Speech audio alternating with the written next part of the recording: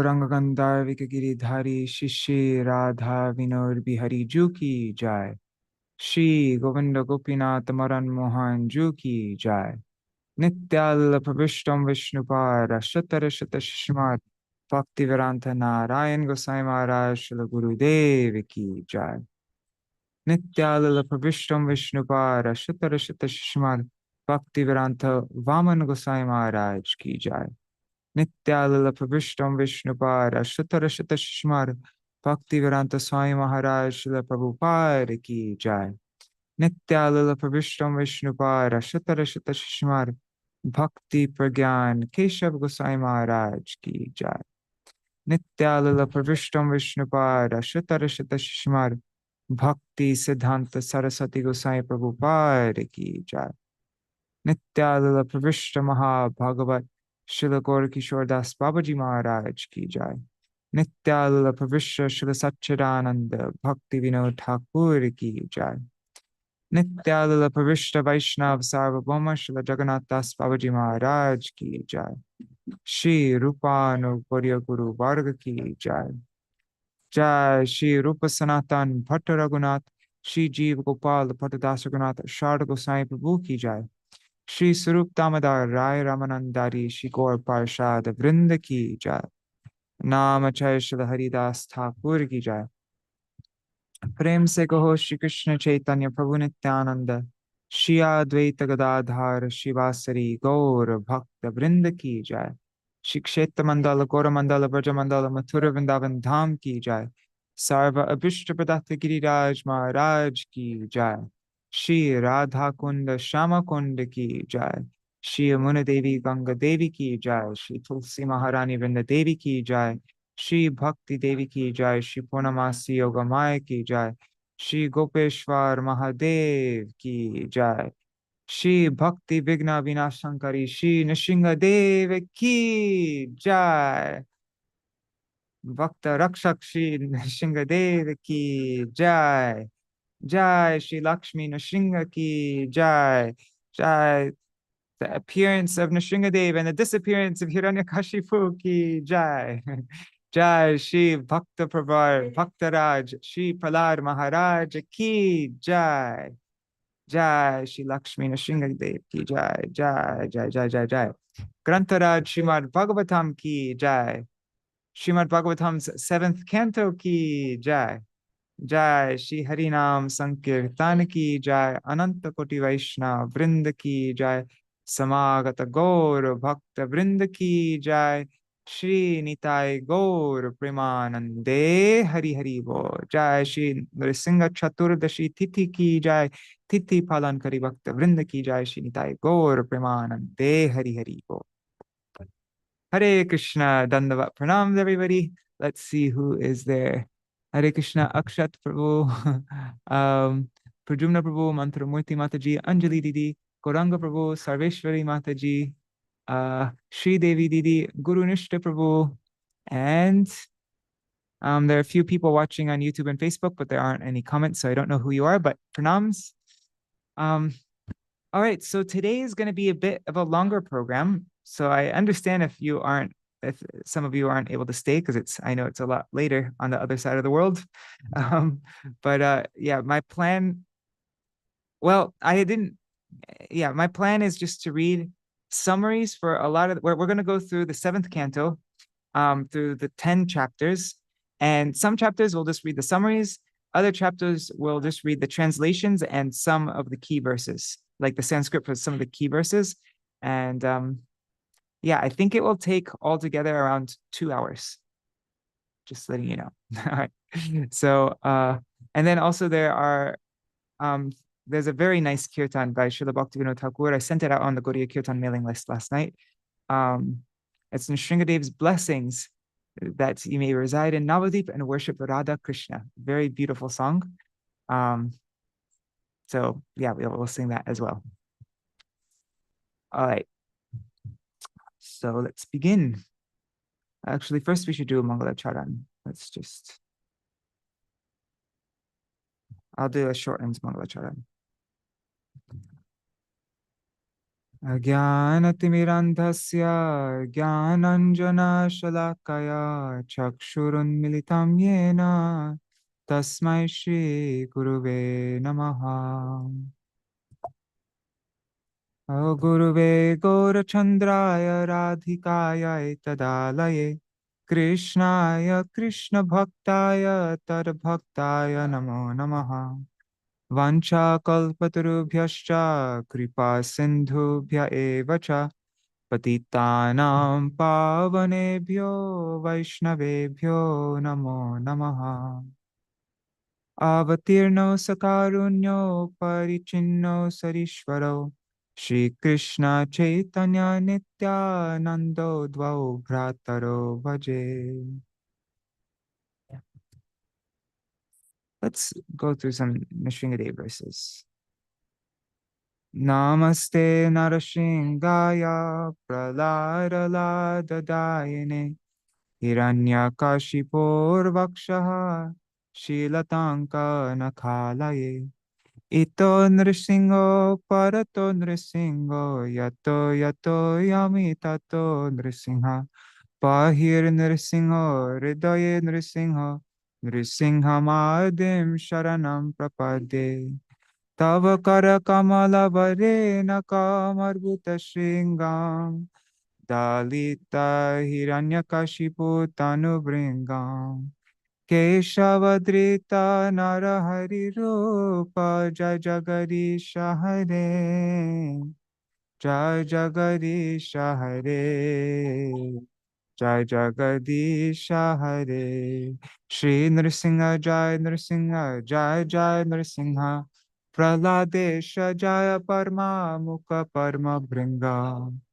Vagisha Yasya Vadane Lakshmir Yasya Chavakshasi Yasyaste Hridaye Samvit Tang Nrsingham Aham Bhaje Pralada Hridayahladam Bhakta Vidya Vidaranam Sharad Induruchim Vande Parindra Vadanam Harim Ugropyanugra Evayam Swabhaktanam Nrikeshari Keshari Vasvapotanam Anyesham Uga Vikramam.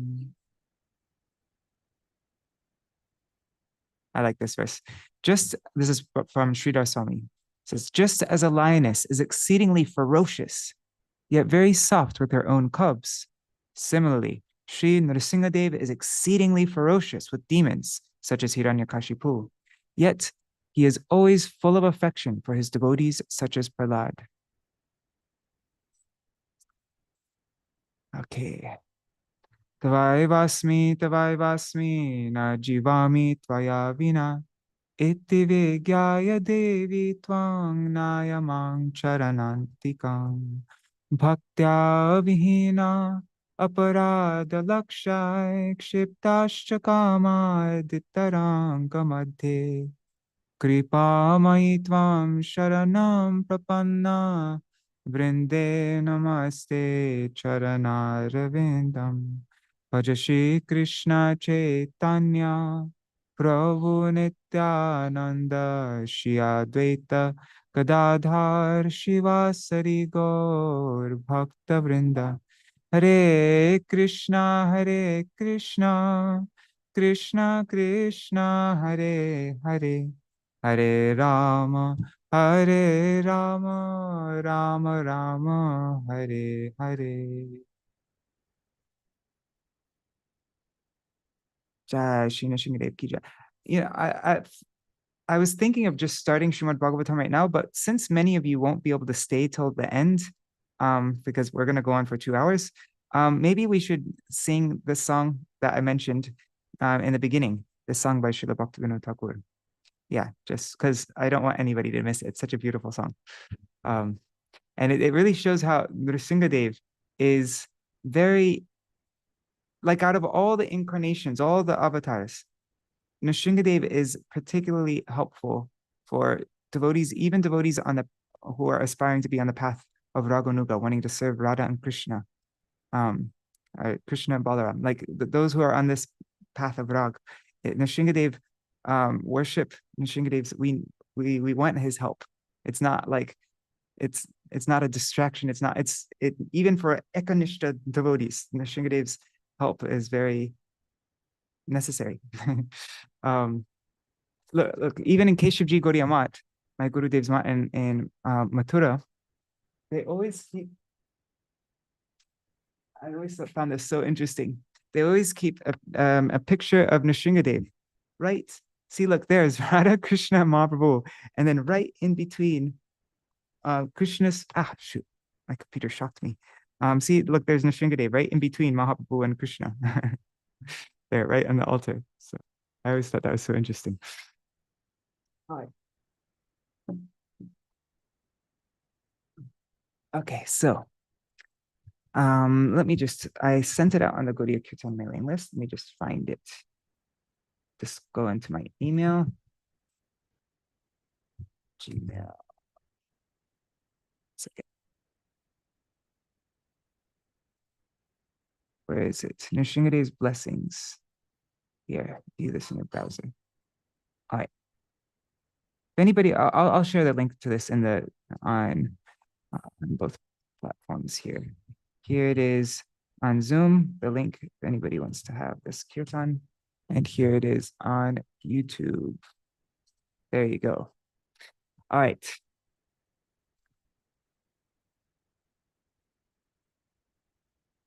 So,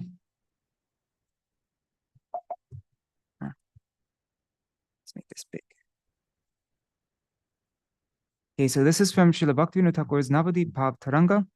At the beginning of the section about Nrsimha Puri, also known as Devapali, situated within Sri Godrumadvip, Srila Bhaktivinoda Thakur writes, "When will I behold the sweetness, the madhuri of this place called Devapali?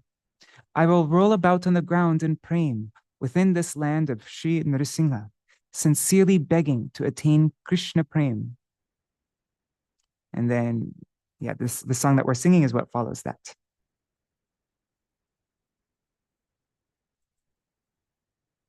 Is this big enough? Okay. I'll read the translation first and then we can, or maybe we'll read the translation and sing the verse. I like doing that because then you know exactly what you're singing.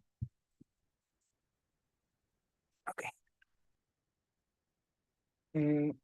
Perpetually residing within my wicked heart are the 6 enemies headed by lust, as well as duplicity, the desire for recognition, and deceit.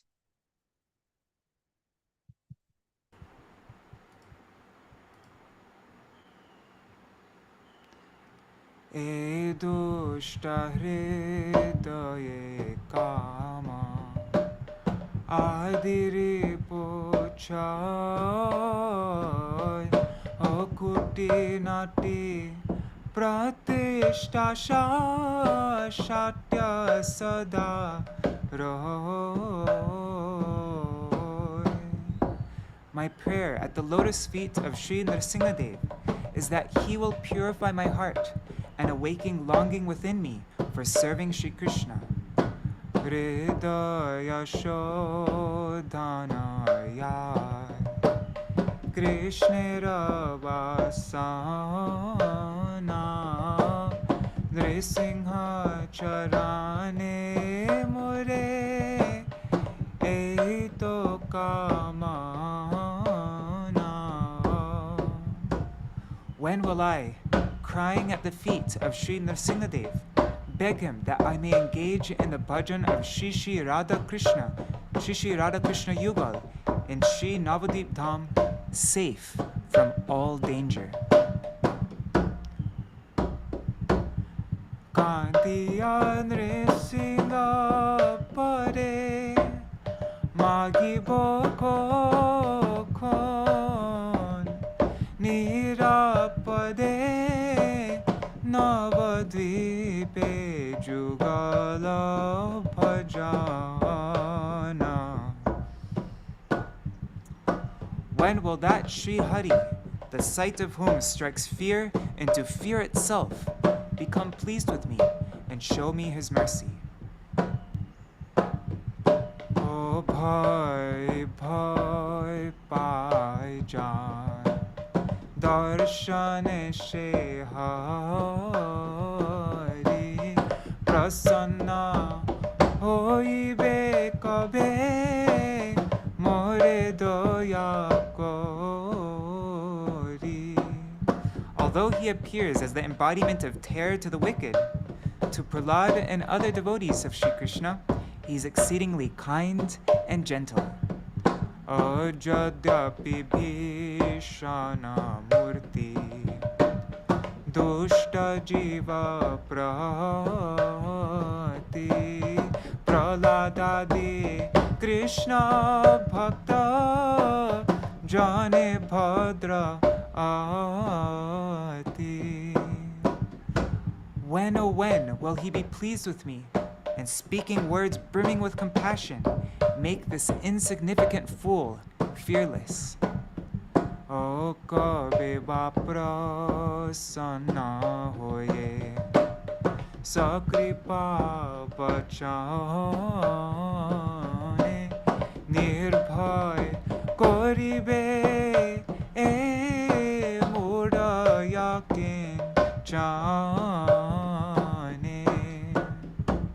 He will say, O dear child, reside here freely in Sri Gauranga's abode. May you remain engaged in the loving service of the divine couple, and may you develop deep attraction for Sri Nam. Swachande boisohe vatsa Shri Gauranga dhame Jugalabha jana ho rati ho name Jugalabha jana ho rati ho name.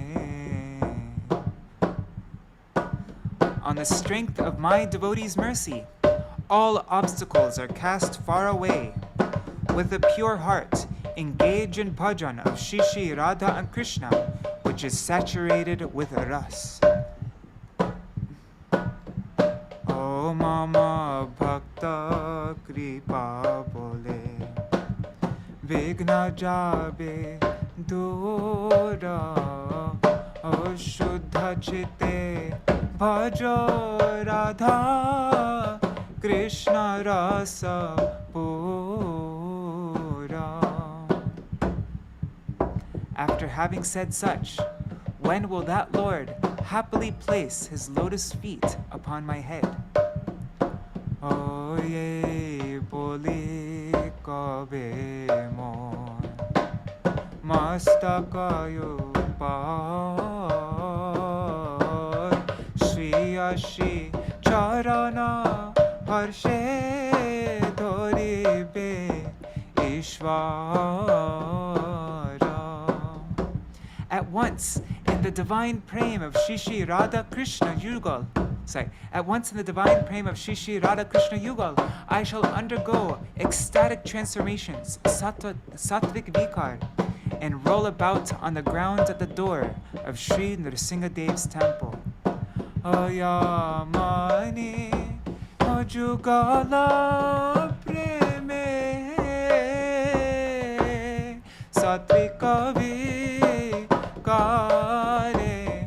amani jugala preme satvika vikare dharaya loti boyami Śrī Nṛsiṁha dvare dharaya loti boyami Śrī Nṛsiṁha dvare.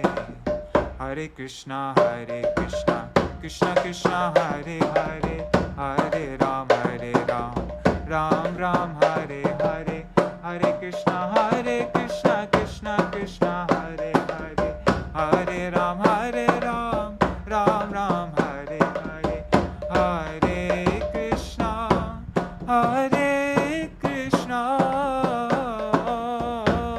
Krishna Krishna Hare Hare,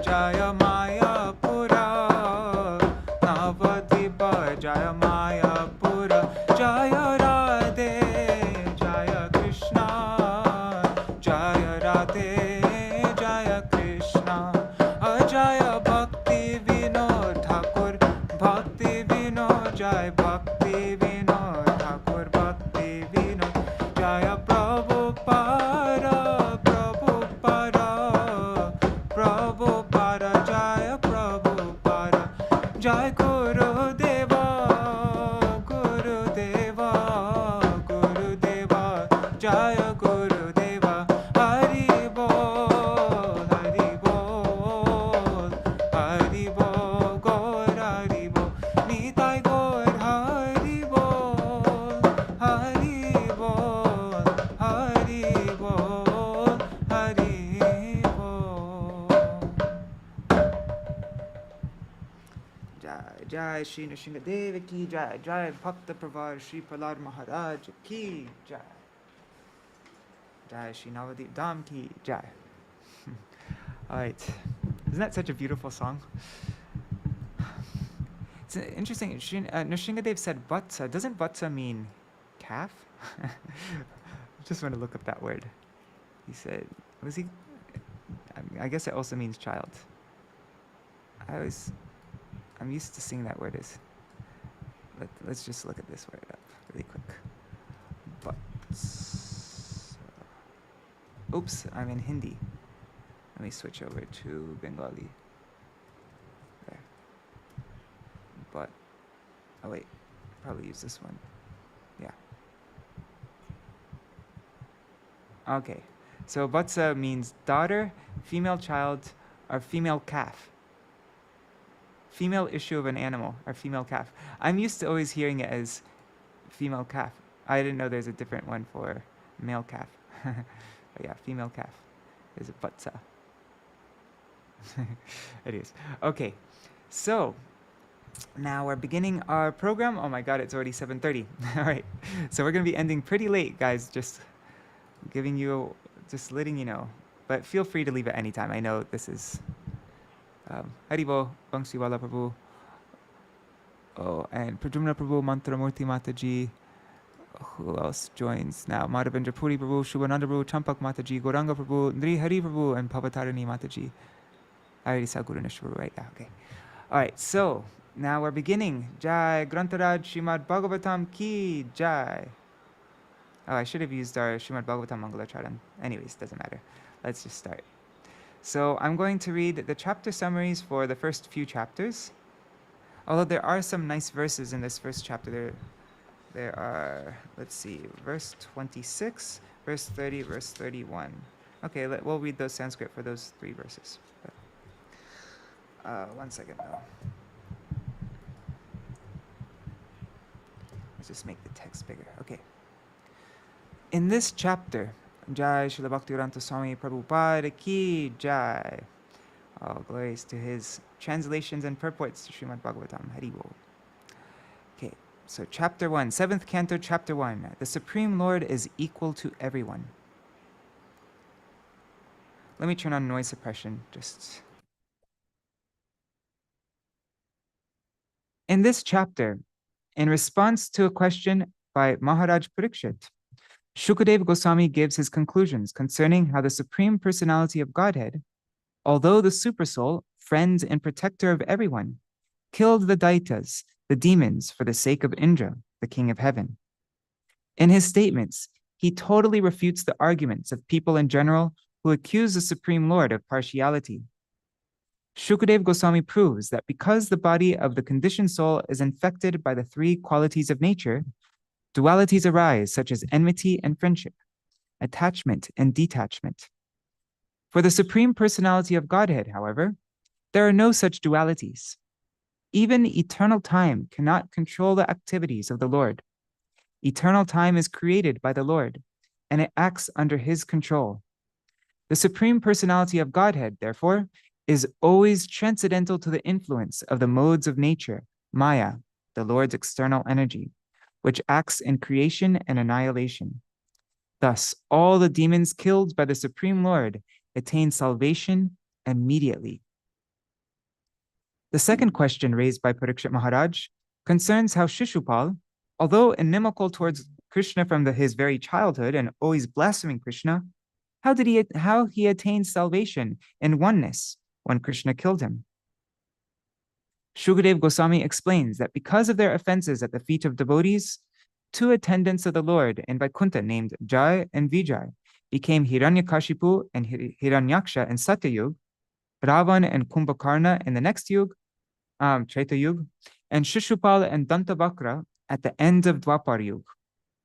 Because of their fruitive acts, Jai and Vijay agreed to become the Lord's enemies, and when killed in that mentality, they attained salvation and oneness. Thus, even if one thinks of the Supreme Personality of Godhead in envy, he attains salvation. What then is to be said of devotees who always engage in the Lord's service with love and faith? So I just want to read the Sanskrit for a couple verses here. Here, verse 26. Here. Okay. Tasmad vairānubandhena nirvairena bhayena va snehat kamena vayunjat katanchin nikshate pritak. Therefore, by enmity or by devotional service, by fear, by affection, or by lusty desire, by all of these or any one of them, if a conditioned soul somehow or other concentrates his mind upon the Lord, the result is the same. For the Lord, because of his blissful position, is never affected by enmity or friendship. So it doesn't matter how you think of the Lord, just think of him. So one way or other, by an enmity or devotional service. Okay, now verse 30. Here. Okay. Sorry. God dang it. Kama dveshar bhayat snehar yatha bhakteshvare mana aveshatar aganghitva bahavastar gatim gata. Many persons have attained liberation simply by thinking of Krishna with great attention and giving up sinful activities. This great attention may be due to lusty desires, inimical feelings, fear, affection, or devotional service. I shall now explain how one receives Krishna's mercy simply by concentrating one's mind upon him. Anyhow, that's all. Let's read this verse, this one. Gopya kamar bhayat kangso dveshach chadyadayo nripa sambandhar vrishnaya snehar yuyam bhaktya vayam vibho. My dear King Yudhishthir, the gopis by their lusty desires, Kamsa by his fear, Shishupal and other kings by envy, the Yadus by their familial relationship with Krishna, you Pandavas by your great affection for Krishna, and we, the general devotees, by our devotional service, have obtained the mercy of Krishna. All right, so let's move on to the next chapter summary. God, it's so annoying how it's so big. Anyhow. Chapter 2, Hiranyakashipu, the king of demons. As described in this chapter, after the annihilation of Hiranyaksha, Hiranyaksha's sons and his brother Hiranyakashipu were very much aggrieved. Hiranyakashipu reacted very sinfully by trying to diminish the religious activities of people in general. However, he instructed his nephews about a history just to diminish their aggrievement. When the Supreme Personality of Godhead appeared as the boar and killed Hiranyakashipu's brother Hiranyaksha, Hiranyakashipu was very much aggrieved. In anger, he accused the Supreme Personality of Godhead of being partial to his devotees and derided the Lord's appearance as Varaha to kill his brother. I guess that's why it mentions that point in the previous chapter, so that we understand how Hiranyakashipu is wrong. The Lord is actually, in fact, not partial. Well, actually, he is partial to his devotees, though, right? Bhakta Vatsal. Anyways, he began to agitate all the demons and rakshasas and disturb the ritualistic ceremonies of the peaceful sages and other inhabitants of earth. For want of the performance of yajna, sacrifice, the demigods began wandering unseen on earth. after finishing the ritualistic funeral ceremonies of his brother, Hiranyakashipu began speaking to his nephews, quoting from the Shastras about the truth of life. To pacify them, he spoke as follows. And these are actually very good instructions that he gives. My dear nephews, for heroes to die before the enemy is glorious. According to their different fruitive activities, living entities come together within this material world and are again separated by the laws of nature. We should always know, however, that the spirit soul, which is different from the body, is eternal, inadjustable, pure, all-pervading, and aware of everything. When bound by the material energy, the soul takes birth in higher or lower species of life according to varying association, and in this way receives various types of bodies in which to suffer or enjoy. One's affliction by the conditions of material existence is the cause of happiness and distress. There are no other causes, and one should not be aggrieved upon seeing the superficial actions of karma. Oh wait, I should do a Hiranyakashipu voice next time. All right, next up. Hiranyakashipu then related a historical incident concerning a king Suyagya, who resided in a country named Ushinar. When the king was killed, his queens, overwhelmed with grief, received the instructions which Hiranyakashipu quoted to his nephews.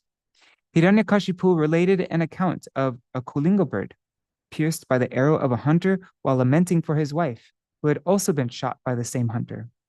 By narrating these stories, Hiranyakashipu pacified his nephews and other relatives and relieved them of lamentation. Thus, having been pacified, Diti and Rushabhanu, Hiranyakashipu's mother and sister-in-law, engaged their minds in spiritual understanding. 1 second. Yeah, Shubhanandaru said it's like Hiranyakashipu giving a Bhagavatam class. Yes. I mean, those words did become part of Bhagavatam also, right? All right. Next chapter. Okay. Chapter 3. Hiranyakashipu's plan to become immortal. This chapter describes how Hiranyakashipu performed a severe type of austerity for material benefit, thus causing great distress throughout the universe. Even Lord Brahma, the chief personality within this universe, became somewhat disturbed and personally went to see why Hiranyakashipu was engaged in such a severe austerity. So the first paragraph just gives a very brief summary, and then we'll read a more in-depth summary now.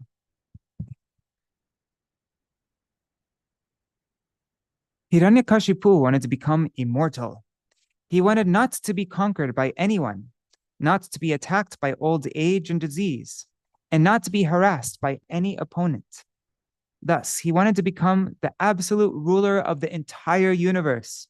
With this desire, he entered the valley of Mandara mountain and began practicing a severe type of austerity and meditation. Seeing Hiranyakashipu engaged in this austerity, the demigods returned to their respective homes. But while Hiranyakashipu was thus engaged, a kind of fire began blazing from his head, disturbing the entire universe and its inhabitants, including the birds, beasts, and demigods. When all the higher and lower planets became too hot to live on, the demigods, being disturbed, left their abodes in the higher planets and went to see Lord Brahma, praying to him that he curtail this unnecessary heat. The demigods disclosed to Lord Brahma Hiranyakashipu's ambition to become immortal, overcoming his short duration of life, and to be the master of all the planetary systems, even Dhruvaloka. By hearing about the purpose of Hiranyakashipu's austere meditation, Lord Brahma, accompanied by the great sage Bhrigu and great personalities like Daksha, went to see Hiranyakashipu. He then sprinkled water from his kamandalu, a type of water pot, upon Hiranyakashipu's head. Hiranyakashipu, the king of the Daitas, bowed down before Lord Brahma, the creator of this universe, offering respectful obeisances again and again and offering prayers. When Lord Brahma agreed to give him benedictions, he prayed not to be killed by any, not to die in the night, not to die in the day, not to die in the night, Not to die on the land, not to die on the sea, not to die by animal, not to die by man. He wanted to live eternally. Chanting. Sorry. Okay. So when Lord Brahma agreed to give him benedictions, he prayed not to be killed by any living entity, not to be killed in any place, covered or uncovered, not to die in the daytime or at night, not to be killed by any weapon, on land or in the air, and not to be killed by any human being, animal, demigod, or any other entity, living or non-living. He further prayed for supremacy over the entire universe and requested the 8 yogic perfections, such as anima and laghima. Okay. Next chapter. Chapter 4. Hiranyakashipu terrorizes the universe. One second, I have to sneeze. Okay.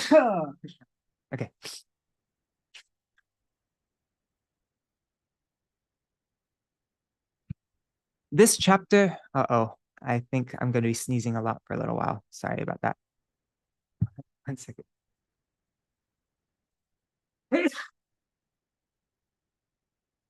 Okay.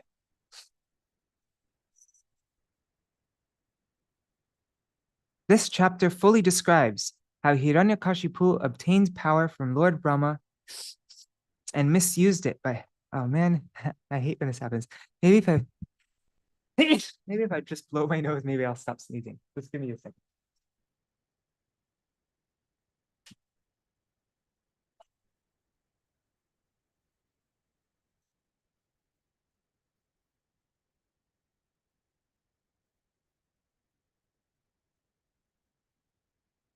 Okay, sorry about that.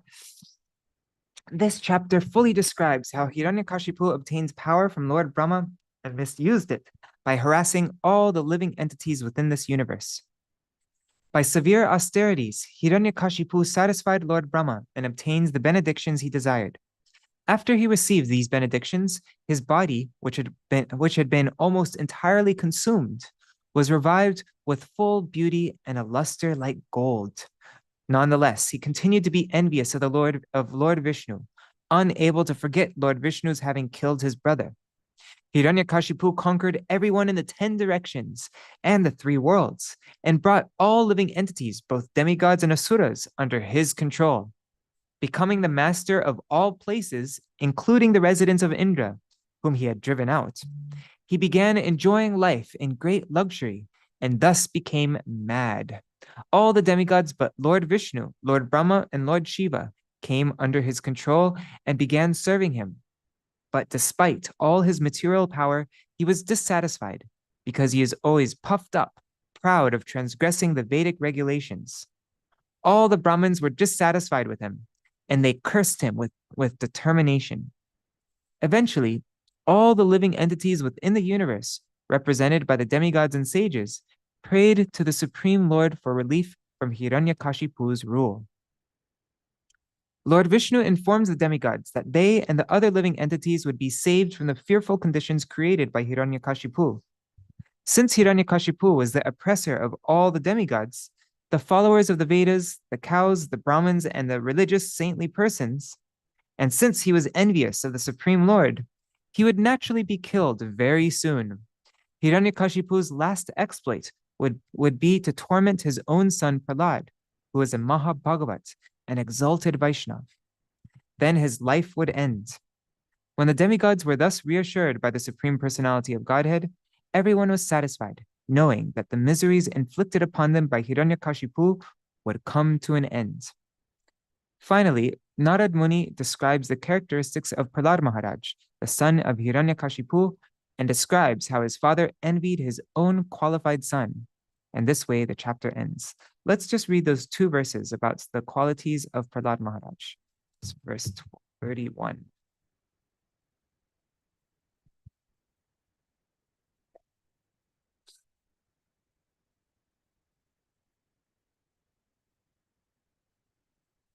Okay.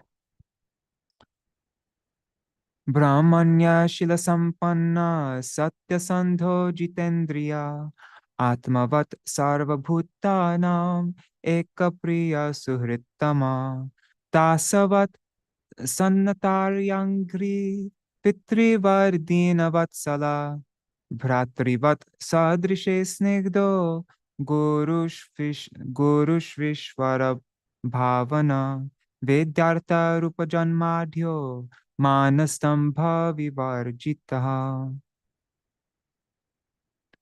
The qualities of Maharaj Prahlad, the son of Hiranyakashipu, are described herewith. He was completely cultured as a qualified Brahman, having very good character and being determined to understand the absolute truth. He had full control of his senses and mind.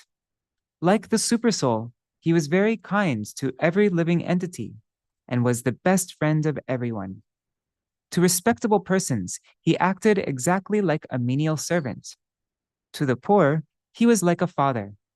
To his equals, he was attached like a sympathetic brother. And he considered his teachers, spiritual masters, and older godbrothers to be as good as the Supreme Personality of Godhead. He was completely free from unnatural pride that might have arisen from his good education, riches, beauty, aristocracy, and so on. Jai Prahlad Maharaj ki jai. Okay. Chapter 5. Actually, maybe this chapter we'll read. Yeah, let's read all the translations of this chapter 5. Because these have the very famous verses in them. Tat sadhu manye and Shravanam Kirtanam Vishnu Smaranam. Yeah. Okay. The great Saint Narad Muni said, the demons headed by Hiranyakashipu accepted Shukracharya as their priest for ritualistic ceremonies. Shukracharya's two sons, Shanda and Amarka, lived near Hiranyakashipu's palace. Prahlad Maharaj was already educated in devotional life, but when his father sent him to those two sons of Shukracharya to be educated, they accepted him at their school along with the other sons of the Asuras.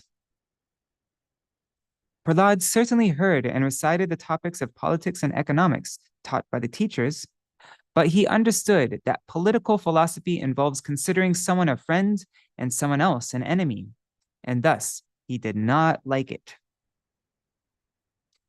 My dear King Yudhishthir, once upon a time, the king of the demons, Hiranyakashipu, he took his son Prahlad on his lap and very affectionately inquired, my dear son, please let me know what you think is the best of all subjects you have studied from your teachers. Now we get this very famous verse. Shri Prahlad Uvacha Tatsadu Manye Suravarya Dehinam Sada Samudvigna Dhyam Asadgrahat Hitvatmapatam Grihamandakupam Vanam Gato Yad Dharim Ashrayeta. Prahlad Maharaj replied, O best of the Asuras, king of the demons, as far as I have learned from my spiritual master, any person who has accepted a temporary body and temporary household life is certainly embarrassed by anxiety because of having fallen in a dark well where there is no water but only suffering. One should give up this position and go to the forest. And then Srila Prabhupada gives his very rasik commentary, he adds to the verse. More clearly, one should go to Vrindavan, where only Krishna consciousness is prevalent, and thus take shelter of the Supreme Personality of Godhead. Not just any one, not any forest, but Vrindavan, the forest of Vrindavan.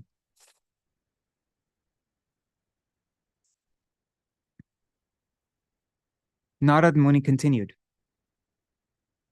When Prahlad Maharaj spoke about the path of self-realization and devotional service, thus being faithful to the camp of his father's enemies. Hiranyakashipu, the king of demons, heard Prahlad's words, and he laughingly said, thus is the intelligence of children spoiled by the words of the enemy. Hiranyakashipu advised his assistants, my dear demons, give complete protection to this boy at the Gurukul where he is instructed, so that his intelligence will not be further influenced by Vaishnavas who may go there in disguise.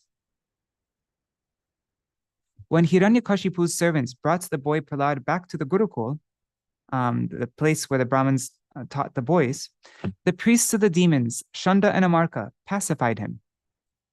With very mild voices and affectionate words, they inquired from him as follows.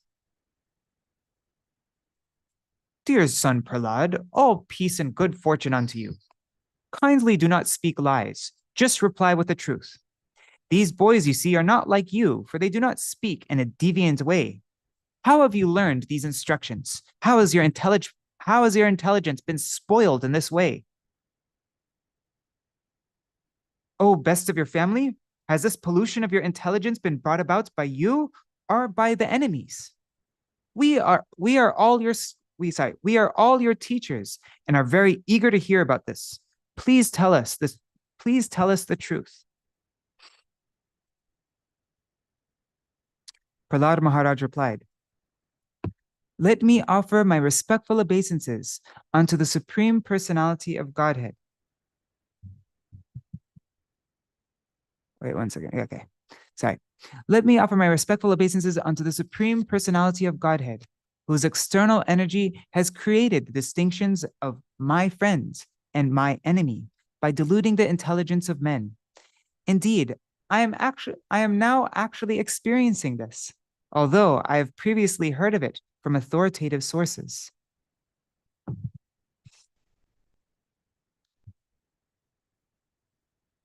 When the Supreme Personality of Godhead is pleased with the living entity because of his devotional service, one becomes a pundit and does not make distinctions between enemies, friends, and himself. Intelligently, he then thinks, every one of us is an eternal servant of God, and therefore we are not different from one another. Persons who always think in terms of enemy and friend are unable to ascertain the supersoul within themselves. Not even such exalted persons as Lord Brahma, who are fully conversant with the Vedic literature, are sometimes bewildered in following the principles of devotional service. The same Supreme Personality of Godhead who has created this situation has certainly given me the intelligence to take the side of your so-called enemy. O Brahmins, O teachers, as iron attracted, oh, this is a famous verse, isn't it? Chakra Panya, yeah, anyways. I'm not going to read all the Sanskrit verses though, because it's take too long. I'll just read a few. O Brahmins, as iron attracted by a magnet stone moves automatically toward the magnet, my consciousness, having been changed by his will, is attracted by Lord Vishnu, who carries a disc in his hand. Thus, I have no independence. The great Saint Narad Muni continued. The great soul Prahlad Maharaj became silent after saying this to his teachers, Shanda and Amarka, the seminal sons of Shukracharya. These so-called Brahmins then became angry at him. Because they were servants of Hiranyakashipu, they were very sorry, and to chastise Prahlad Maharaj, they spoke as follows. Oh, please bring me a stick. This Prahlad is damaging our name and fame. Because of his bad intelligence, he has become like a cinder in the dynasty of the demons.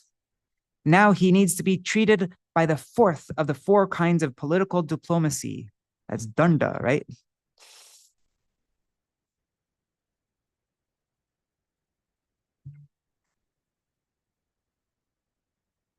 This rascal Prahlad has appeared like a thorn tree in a forest of sandalwood. To cut down sandalwood trees, an axe is needed, and the wood of the thorn tree is very suitable for the handle of such an axe. Lord Vishnu is the axe for cutting down the sandalwood forest of the family of demons, and this Prahlad is the handle for that axe. Shanda and Amarka, the teachers of Prahlad Maharaj, chastised and threatened their disciple in various ways and began teaching him about the paths of religion, economic development, sense gratification. This is the way they educated him. After some time, the teachers Shanda and Amarka thought that Prahlad Maharaj was sufficiently educated in the diplomatic affairs of pacifying public leaders, appeasing them by giving them lucrative posts, dividing and ruling over them, and punishing them in cases of disobedience. Then, one day, after Prahlad's mother had personally washed the boy and dressed him nicely with sufficient ornaments, they presented him before his father. When Hiranyakashipu saw that his child had fallen at his feet and was offering obeisances, as an affectionate father, he immediately began showering blessings upon the child and embraced him with both arms. A father naturally feels happy to embrace his son, and Hiranyakashipu became very happy in this way. Narad Muni continued, "My dear King Yudhishthir, Hiranyakashipu seated Prahlad Maharaj on his lap and began smelling his head.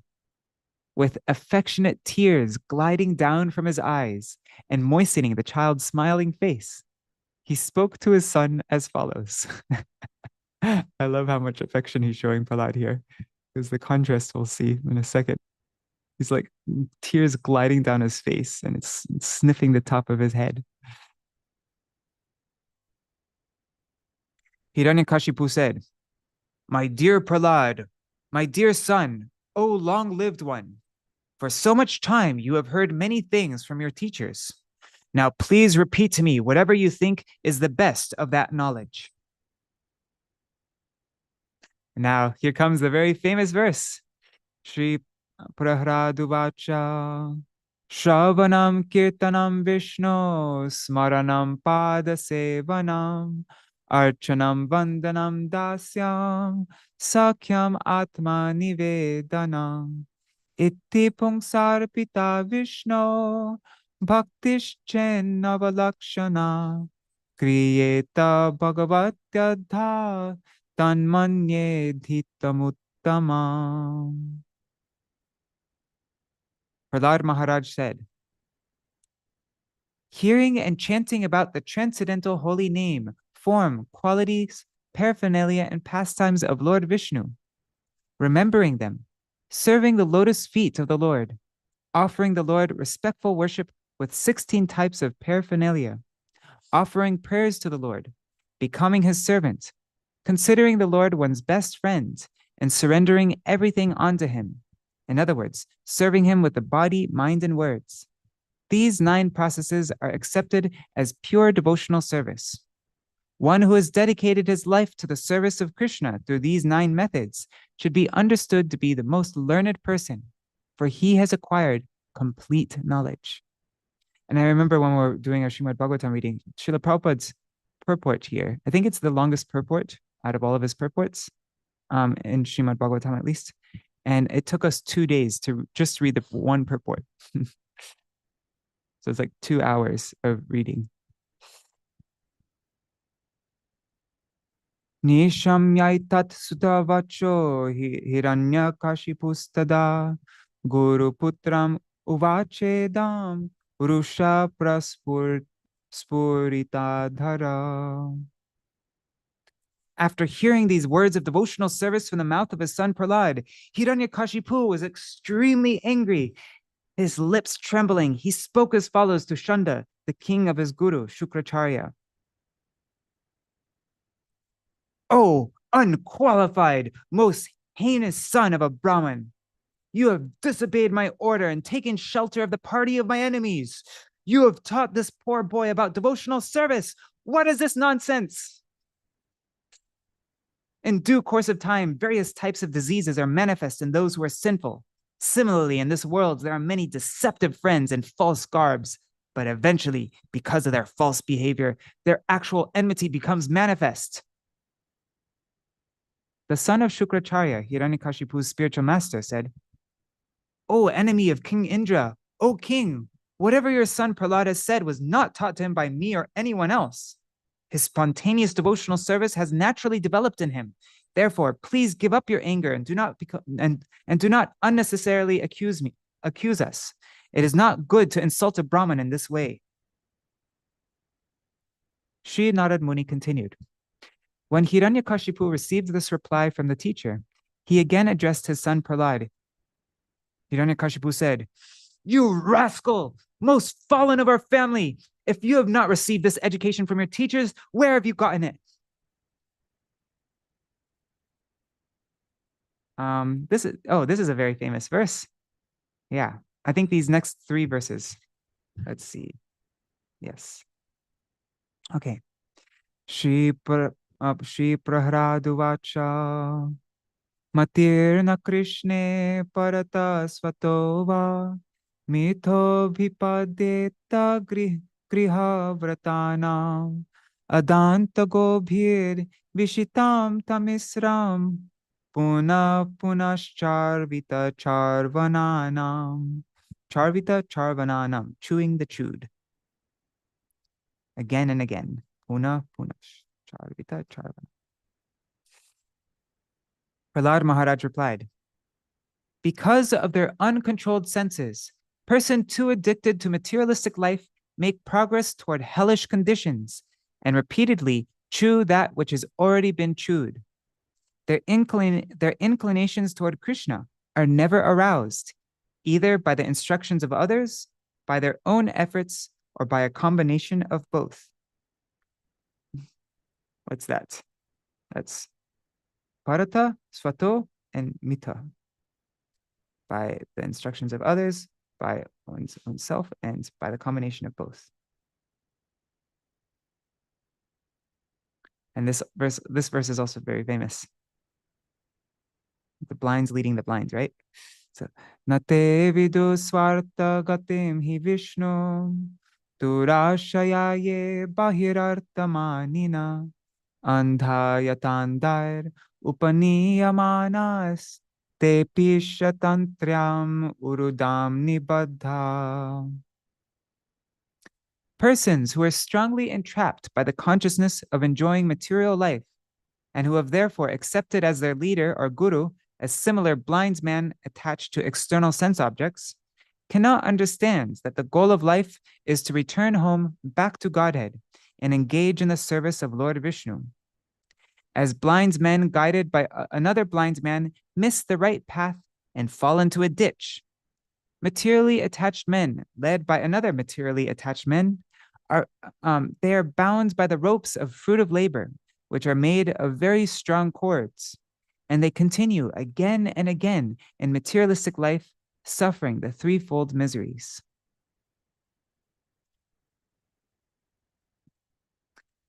And then this verse is also very famous. This one's bathing oneself in the with the dust, smearing one's body with the dust of a Vaishnava, right? Mahiyasam pado rajobhishekam. To abhishek and the padaraj, the foot dust of the Mahiyasham of the devotees. Naishamatis-tavar urukramangrim sprishatyanartha pagamo yadartha Mahiyasam padarajobhishekam nishkinchananam navrinitayavat. Unless they smear upon their bodies the dust of the lotus feet of a Vaishnav completely freed from material contamination, persons very much inclined toward materialistic life cannot be attached to the lotus feet of the Lord, who is glorified for his uncommon activities. Only by becoming Krishna conscious and taking shelter at the lotus feet of the Lord in this way can one be freed from material contamination.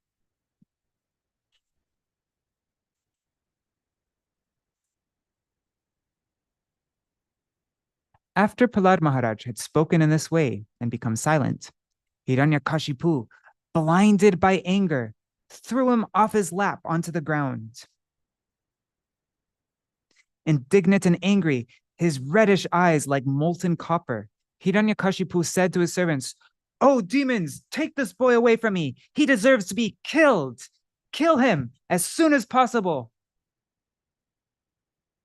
This this boy Prahlad is the killer of my brother, for he has given up his family to engage in the devotional service of the enemy, Lord Vishnu, like a menial servant.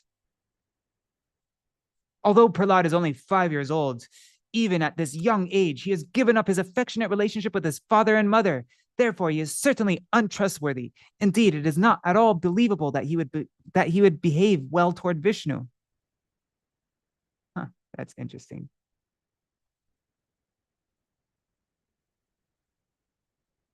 Although a medicinal herb being born in the forest does not belong in the same category as a man, if beneficial, it is kept very carefully. Similarly, if someone outside one's family is favorable, he should be given protection like a son.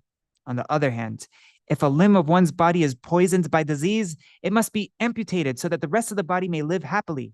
Similarly, even if one's own son, if unfavorable, must be rejected, although born of one's own body. Just as uncontrolled senses are the enemies of all yogis engaged in advancing in spiritual life, this Prahlad, who appears to be a friend, is an enemy because I cannot control him. Therefore, this enemy, whether eating, sitting, or sleeping, must be killed by all means.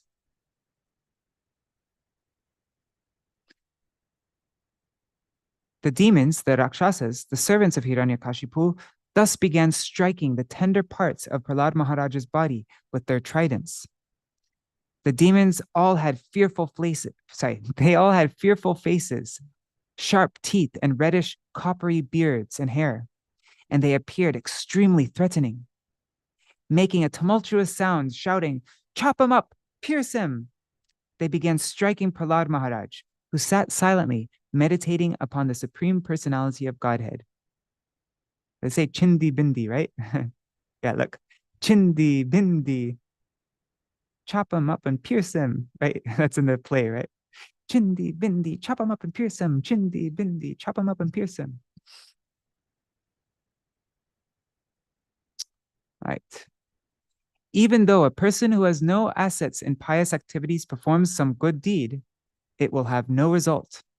Thus, the weapons of the demons had no tangible effects upon Prahlad Maharaj because he was a devotee undisturbed by material conditions and fully engaged in meditating upon and serving the Supreme Personality of Godhead, who is unchangeable, who cannot be realized by the material senses, and who is the soul of the entire universe. My dear King Yudhishthir, when all the attempts of the demons to kill Prahlad Maharaj were futile, the king of the demons, Hiranyakashipu, being most fearful, began contriving other means to kill him. Hiranyakashipu could not kill his son by throwing him beneath the feet of big elephants, throwing him among huge, fearful snakes, employing destructive spells, hurling him from the top of a hill, conjuring up illusory tricks, administering poison, starving him, exposing him to severe cold, winds, fire, and water, or throwing heavy stones to crush him. When Hiranyakashipu found that he could not in any way harm Prahlad Maharaj, who was completely sinless, he was in great anxiety about what to do next. Hiranyakashipu thought, I have used many ill names in chastising this boy Prahlad and have devised many means of killing him. But despite all my endeavors, he could not be killed. Indeed, he saved himself by his own powers without being affected in the least by these treacheries and abominable actions. Although he is very near to me and is merely a child, he is situated in complete fearlessness. He resembles a dog's curved tail, which can never be straightened because he never forgets my misbehavior and his connection with his master, Lord Vishnu. I can see that this boy's strength is unlimited, for he has not feared any of my punishments. He appears immortal. Therefore, because of my enmity toward him, I shall die. Or maybe this will not take place. Thinking in this way, the king of the Daitas, morose and bereft of bodily luster, remained silent with his face downward. Then Shanda and Amarka, the two sons of Shukracharya, spoke to him in secret.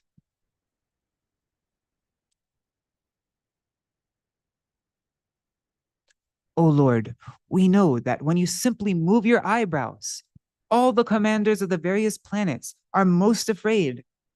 Without the help of any assistant, you have conquered all the 3 worlds. Therefore, we do not find any reason for you to be morose and full of anxiety. As for Prahlad, he is nothing but a child and cannot be a cause of anxiety. After all, his bad or good qualities have no value. Until the return of our spiritual master Shukracharya, arrest this child with the ropes of Varuna so that he will not flee in fear.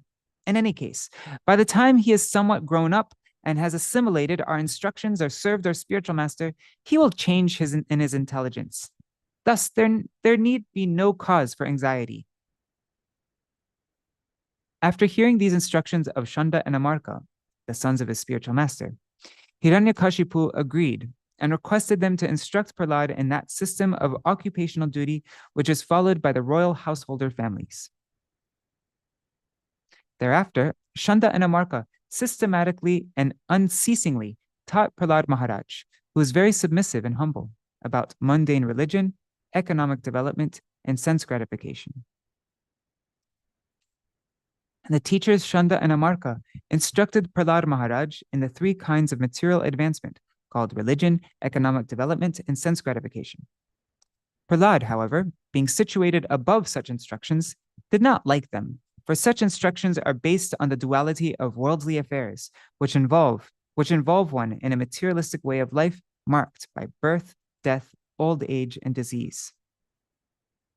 When the teachers went home to attend to their household affairs, the students of the same age as Prahlad Maharaj would call him to take the opportunity of leisure hours for play. Play with us. Prahlad Maharaj, who is truly the supreme learned person, then addressed his class friends in very sweet language. Smiling, he began to teach them about the uselessness of the materialistic way of life. Being very kind to them, he instructed them as follows. My dear King Yudhishthir, all the children were very much affectionate and respectful to Prahlad Maharaj. And because of their tender age, they were not so polluted by the instructions and actions of their teachers, who were attached to condemned duality and bodily comfort. Thus, the boys surrounded Prahlad Maharaj, giving up their playthings, and sat down to hear him. Their hearts and eyes being fixed upon him, they looked at him with great earnestness. Prahlad Maharaj, although born in a demon family, was an exalted devotee, and he desired their welfare. Thus, he began instructing them about the futility of materialistic life.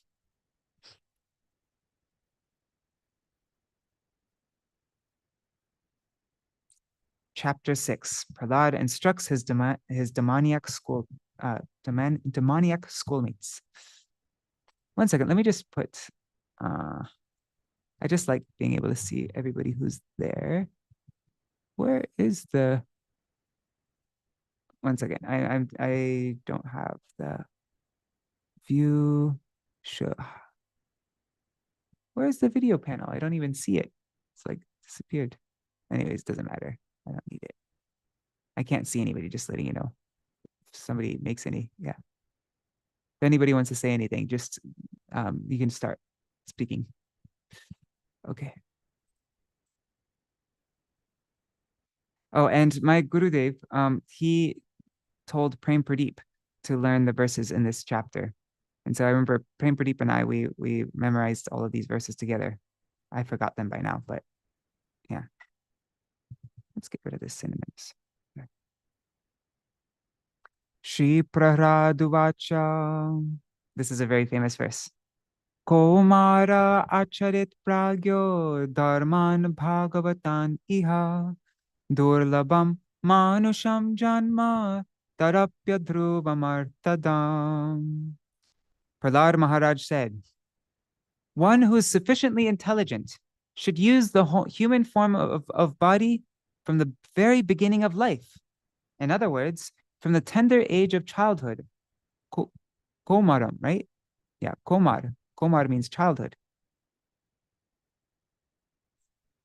So he should use the human body form from the very beginning of life, from childhood, to practice the activities of devotional service, giving up all other engagements. The human body is most rarely achieved, and although temporary like other bodies, It is meaningful because in human life, one can perform devotional service. Even a slight amount of sincere devotional service can give one complete perfection.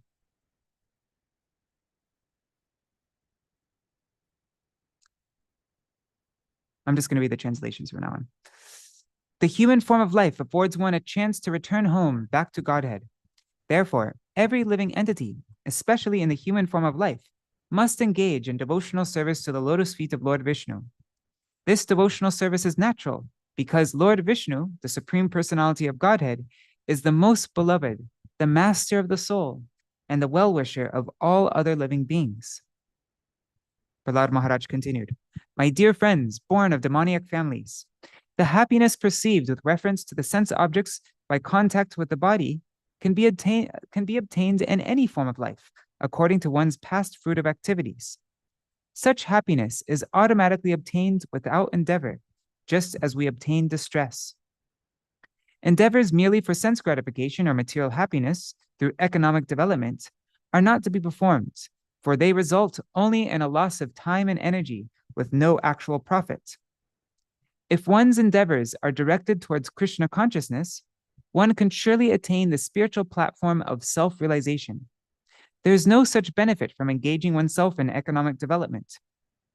Therefore, while in material existence, a person fully competent to distinguish wrong from right must endeavor to achieve the highest goal of life as long as the body is stout and strong and is not embarrassed by dwindling. Every human being has a maximum duration of life of 100 years. But for one who cannot control his senses, half of those years are completely lost because at night he sleeps 12 hours, being covered by ignorance. Therefore, such a person has a lifetime of only 50 years. In the tender age of childhood, when everyone is bewildered, one passes 10 years. Similarly, in boyhood, engaged in sporting and playing, one passes another 10 years. In this way, 20 years are wasted. Similarly, in old age, when one is an invalid, unable to perform even material activities, one passes another 20 years wastefully.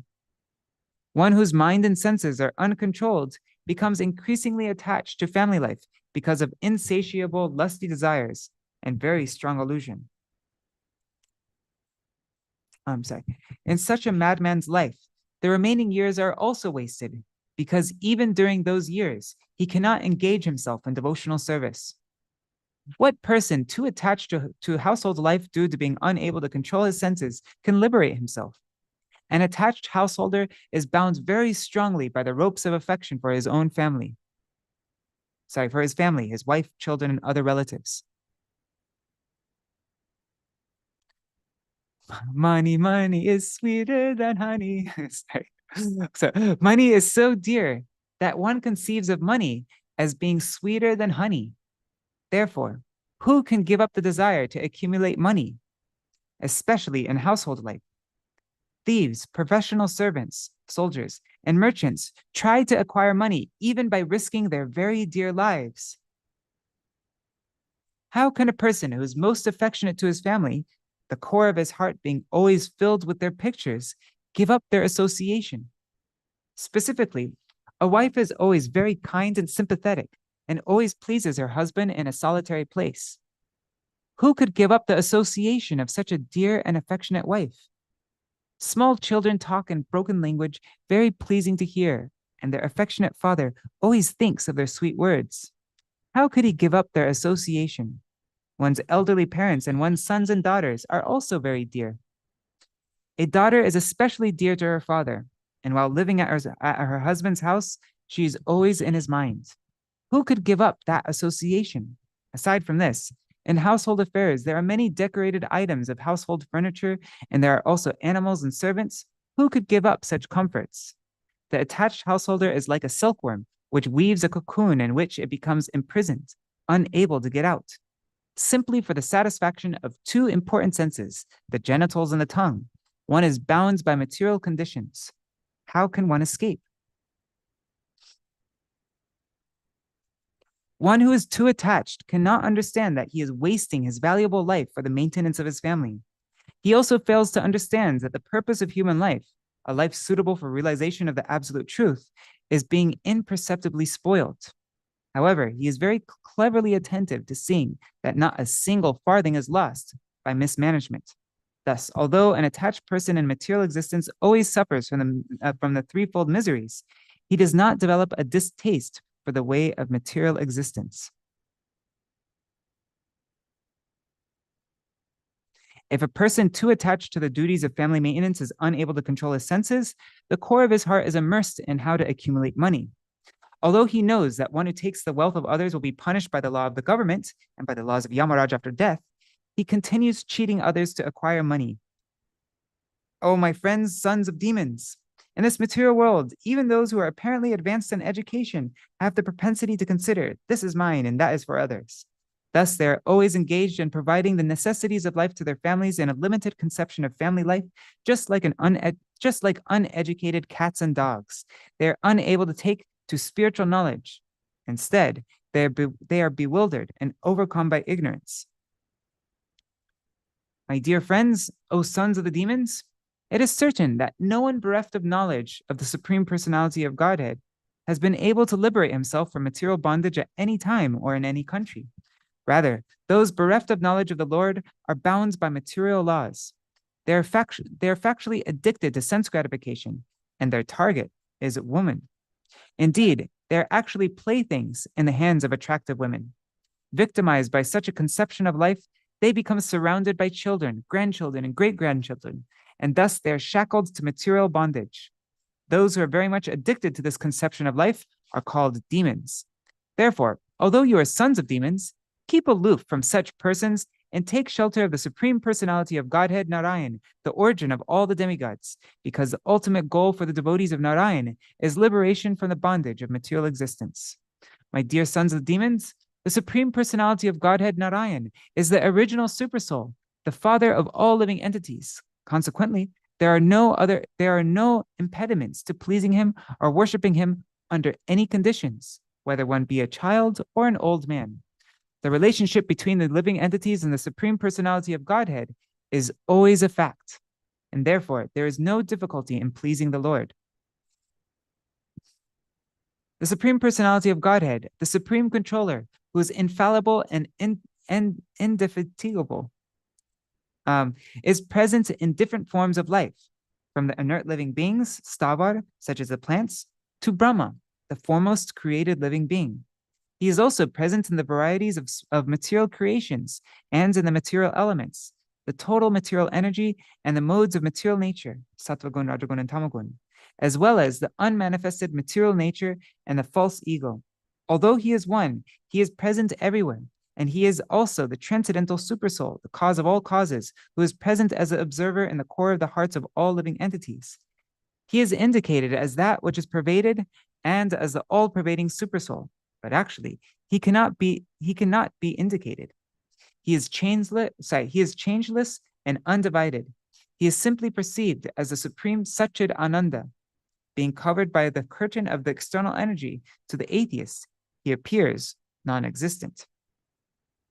Therefore, my dear young friends born of demons, please act in such a way that the Supreme Lord, who's beyond the conception of material knowledge, will be satisfied. Give up your demoniac nature and act without enmity or duality.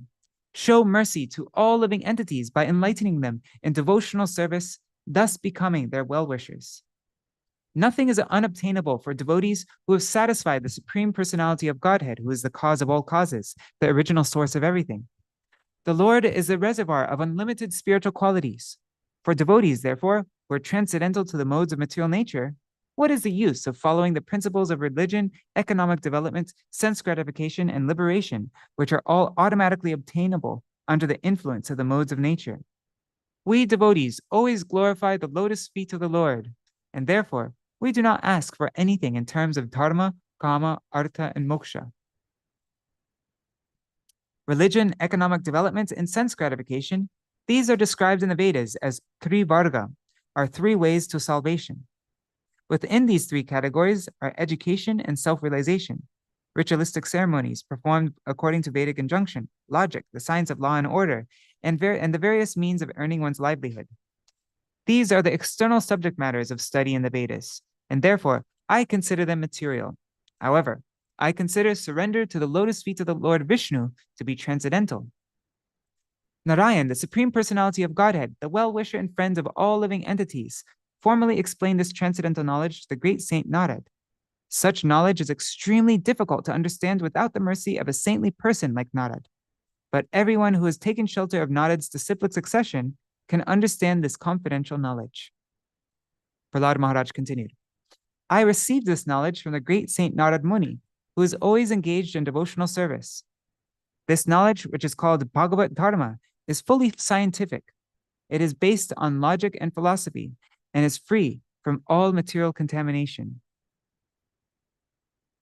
The sons of the demons replied, Dear Prahlad, neither you nor we know any teacher or spiritual master other than Chanda and Amarka, the sons of Shukracharya.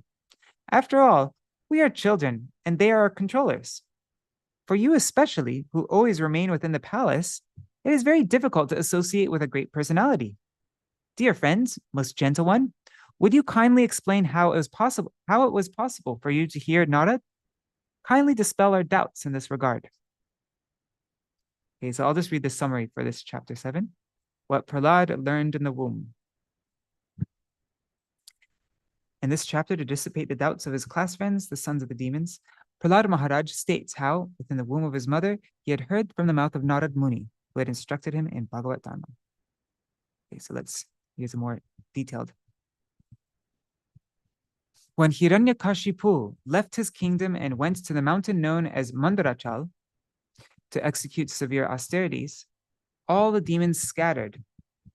Hiranyakashipu's wife, Kayadu, was pregnant at that time, and the demigods, mistakenly thinking that she carried another demon in her womb, arrested her. Their plan was that as soon as the child took birth, they would kill him.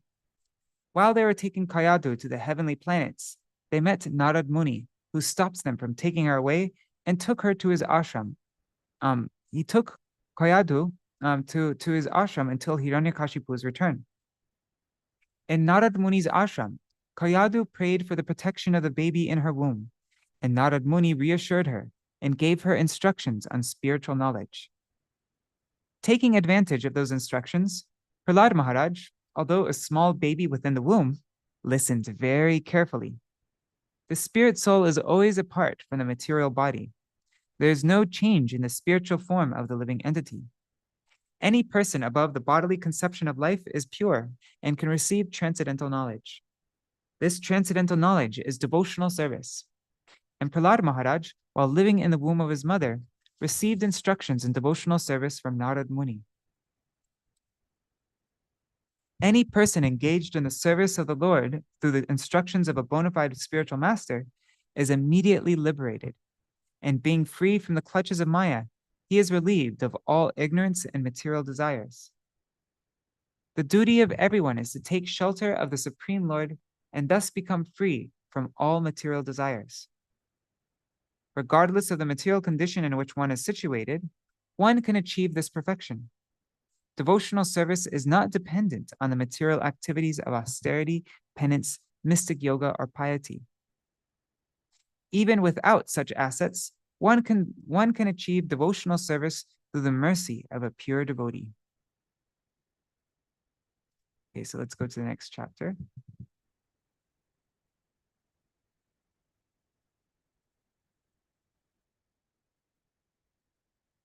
Okay, so now we come. This is such an exciting chapter. Lord Nṛsiṁha Dev slays the king of the demons. Yeah, the description here is just insanely dramatic. Let's do this. Okay. Narad Muni continued. All the sons of the demons appreciated the transcendental instructions of Prahlad Maharaj and took them very seriously.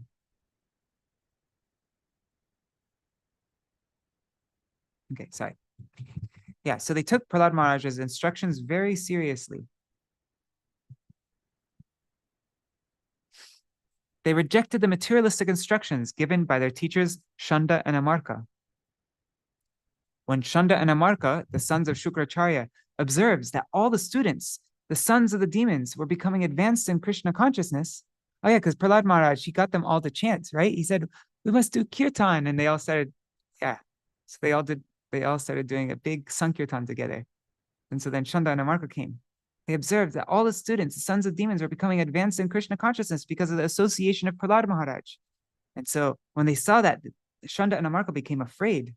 They approached the king of the demons and described the situation as it was. When Hiranyakashipu understood the entire situation, he was extremely angry, so much so that his body trembled. Thus, he finally decided to kill his son Prahlad. Hiranyakashipu was by nature very cruel, and feeling insulted, he began hissing like a snake trampled upon by someone's foot. His son Prahlad was peaceful, mild, and gentle.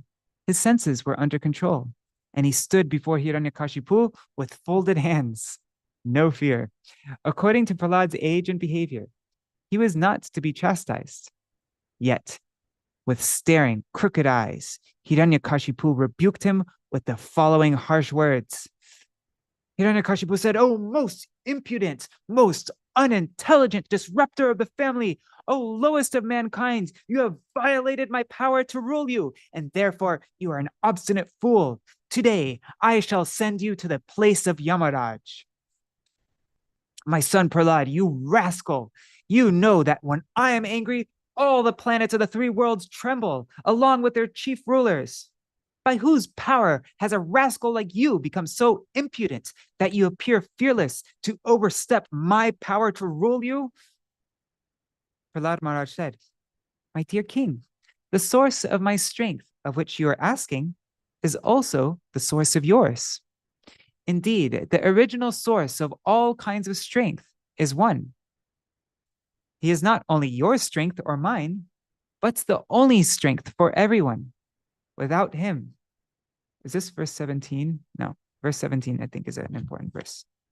Yeah. So, sorry, guys. Okay, so without him, no one can get any strength, whether moving or not moving, superior or inferior.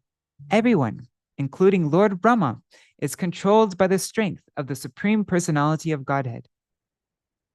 The Supreme Personality of Godhead, who is the supreme controller and time factor, is the power of the senses, the power of the mind, the power of the body, and the vital force of the senses. His influence is unlimited. He is the best of all living entities, the controller of the three modes of material nature. By his own power, he creates this cosmic manifestation, maintains it, and annihilates it also. Prahlad Maharaj continued, "My dear father, please give up your demoniac mentality. Do not discriminate in your heart between enemies and friends. Make your mind equipoised toward everyone.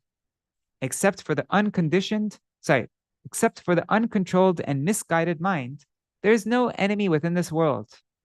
When one sees everyone on the platform of equality, one then comes to the position of worshiping the Lord perfectly. In former times, there were many fools like you who did not conquer the 6 enemies that steal away the wealth of the body. These fools were very proud, thinking, 'I have conquered all enemies in the 10 directions.'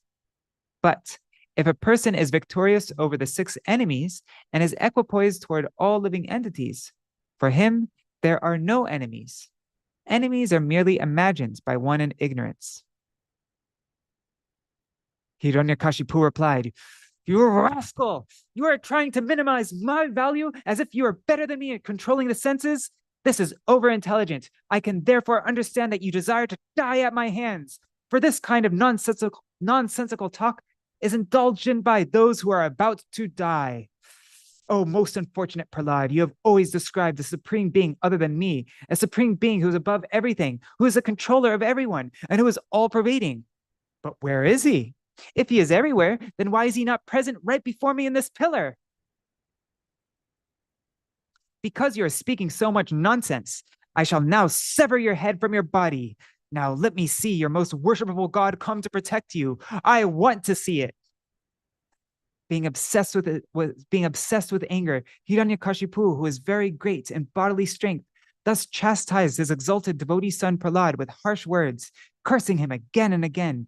Hiranyakashipu took up his sword, got up from his royal throne, and with great anger struck his fist against the column.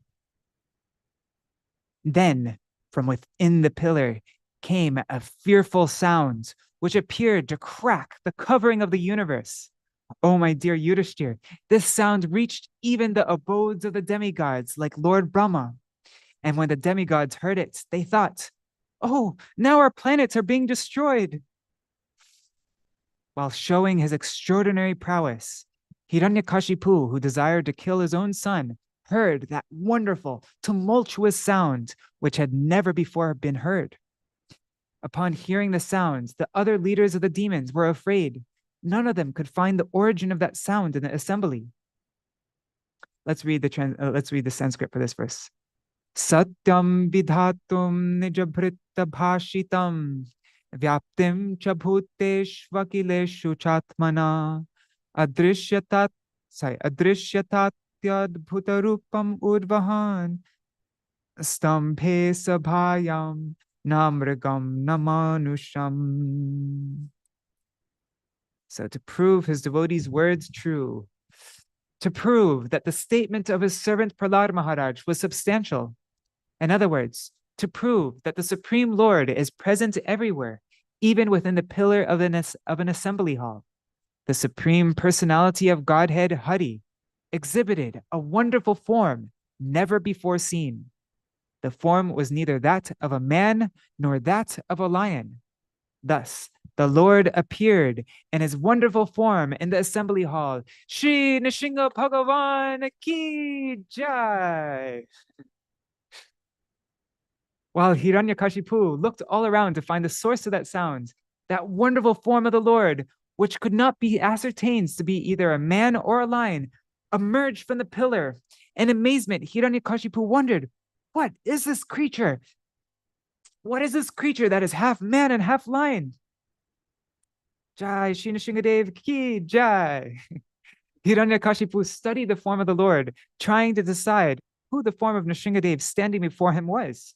The Lord's form was extremely fearsome because of his angry eyes, which resembled molten gold, his shining mane, which expanded the dimensions of his fearful face, his deadly teeth, his razor-sharp tongue, which moved about like a dueling sword. His ears were erect and motionless, and his nostrils and gaping mouth appeared like caves of a mountain. His jaws parted fearfully, and his entire body touched the sky. His neck was very short and thick, his chest broad, his waist thin, and the hairs on his body as white as the rays of the moon. His arms, which resembled flanks of soldiers, spread in all directions as he killed the demons, rogues, and atheists with his conch shell, disc, club, and lotus, and other natural weapons. Hiranyakashipu murmured to himself, Lord Vishnu possesses great mystic power, has made this plan to kill me. But what is the use of such an attempt? Who can fight with me? Thinking like this and taking up his club, Hiranyakashipu attacked the Lord like an elephant. Just as a small insect falls forcefully into a fire and the insignificant creature becomes invisible. When Hiranyakashipu attacked the Lord, who is full of effulgence, Hiranyakashipu became invisible. This is not at all astonishing, for the Lord is always situated in pure goodness. Formerly, during creation, he entered the dark universe and illuminated it by his spiritual effulgence. Thereafter, the great demon Hiranyakashipu, who was extremely angry, swiftly attacked Nrsimhadev with his club and began to beat him. Lord Nrsimhadev, however, captured the great demon along with his club, just as Garuda might capture a great snake. O Yudhishthir, O great son of Bharat, when Lord Nrsimhadev gave Hiranyakashipu a chance to slip from his hands, just as Garuda sometimes plays with a snake and lets it slip from his mouth, the demigods who had lost their abodes and who were hiding behind the clouds for fear of the demon, they did not consider that incident very good. Indeed, they were very perturbed. When Hiranyakashipu was freed from the hands of Nrsimhadev, he falsely thought that the Lord was afraid of his prowess. Therefore, taking a little rest from the fight, he took up his sword and shield again and attacked the Lord with great force. Making a loud, shrill sound of laughter, The Supreme Personality of Godhead, Narayan, who is extremely strong and powerful, captured Hiranyakashipu, who is protecting himself with his sword and shield, leaving no gaps open. With the speed of a hawk, Hiranyakashipu, sometimes in the sky and sometimes on the earth, his eyes closed because of fear of Nrsingadev's laughter.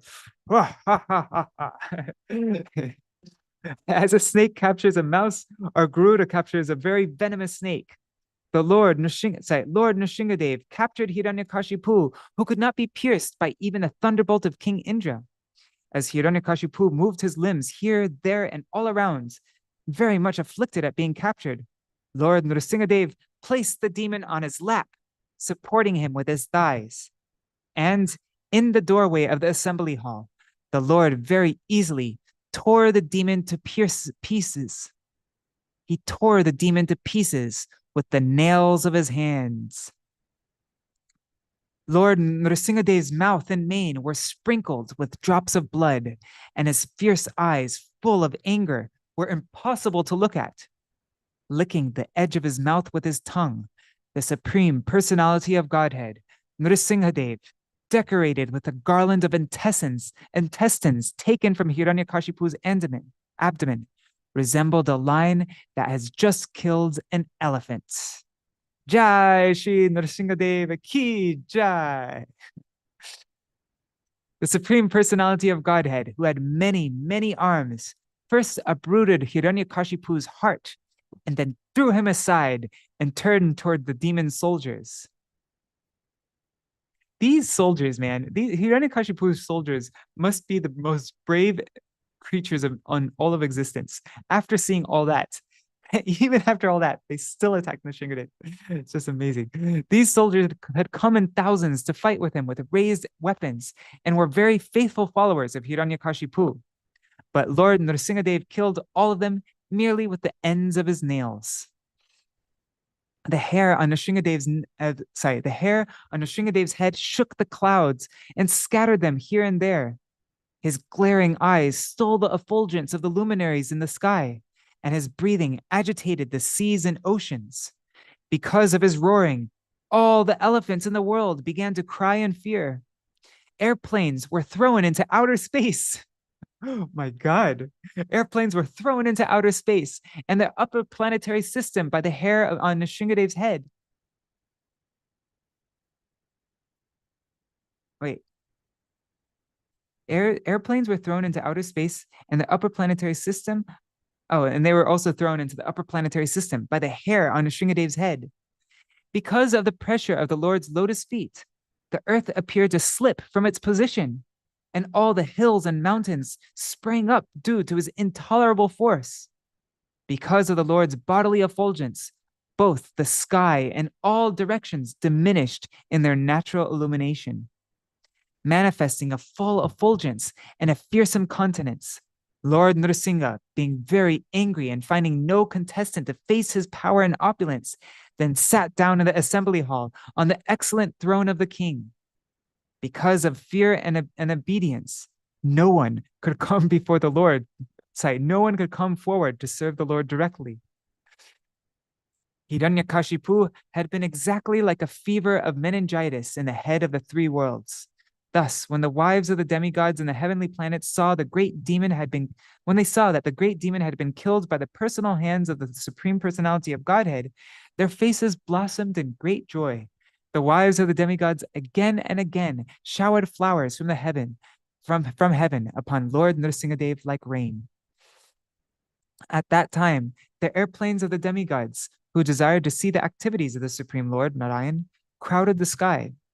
The demigods began beating drums and kettle drums, and upon hearing them, the angelic women began to dance, while the chiefs of the Gandharvas sang sweetly. My dear King Yudhishthir, the demigods then approached the Lord. They were headed by Lord Brahma, King Indra, and Lord Shiva, and included great saintly persons in the residence of Pitrilok, Siddhalok, Vidyadharalok, and the planet of the snakes. The Manus approached, and so did the chiefs of various other planets. The angelic dancers approached, as did the Gandharvas, the Charanas, the Yakshas, the inhabitants of Kinnarlok, the Vetalas, the inhabitants of King Purushalok, and the personal servants of Vishnu like Sunanda and Kumuda. All of them came near the Lord, who glowed with intense light. They individually offered their obeisances and prayers, their hands folded at their heads. Lord Brahma prayed, "My Lord, you are unlimited, and you possess unending potencies. No one can estimate or calculate your prowess and wonderful influence, for your actions are never polluted by the material energy. Through the material qualities, you very easily create the universe, maintain it, and again annihilate it. Yet you remain the same without deterioration.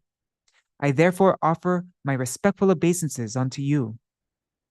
Lord Shiva said, the end of the millennium is the time for your anger. Now that this insignificant demon Hiranyakashipu has been killed, O my lord, you are naturally affectionate to your devotee. Kindly protect his son Prahlad Maharaj, who is standing nearby as your fully surrendered devotee. King Indra said, "O Supreme Lord, you are our deliverer and our protector. Our shares of sacrifices, which are actually yours, have been recovered from the demon by you. Because the demoniac king Hiranyakashipu is most fearsome, our hearts, which are your permanent abode, were all overtaken by him. Now, by your presence, the gloom and darkness in our hearts have been dissipated. O Lord, for those who always engage in your service, which is more exalted than liberation, all material opulence is insignificant. They do not even care for liberation, not to speak of the benefits of Kam, Artha, and Dharma. All the saintly persons present offer their prayers in this way. O Lord, O supreme maintainer of those sheltered at your lotus feet, O original personality of Godhead, the process of austerity and penance in which you instructed us before is the spiritual power of your very self. It is by austerity that you create the material world which lies dormant within you.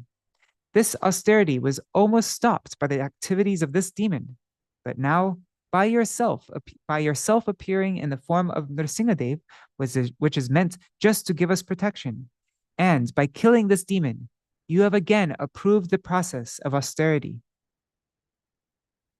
The inhabitants of Pitrilok prayed, "Let us offer our respectful obeisances unto Lord Nrsimhadev, the maintainer of the religious principles of the universe. He has killed Hiranyakashipu, the demon who by force enjoyed all the offerings of the Shraddha ceremonies performed by our sons and grandsons on the anniversaries of our death, and who drank the water with sesame seeds offered in holy places of pilgrimage. By killing this demon, O Lord, you have taken back all this stolen property from his abdomen by piercing it with your nails. We therefore wish to offer our respectful obeisances unto you."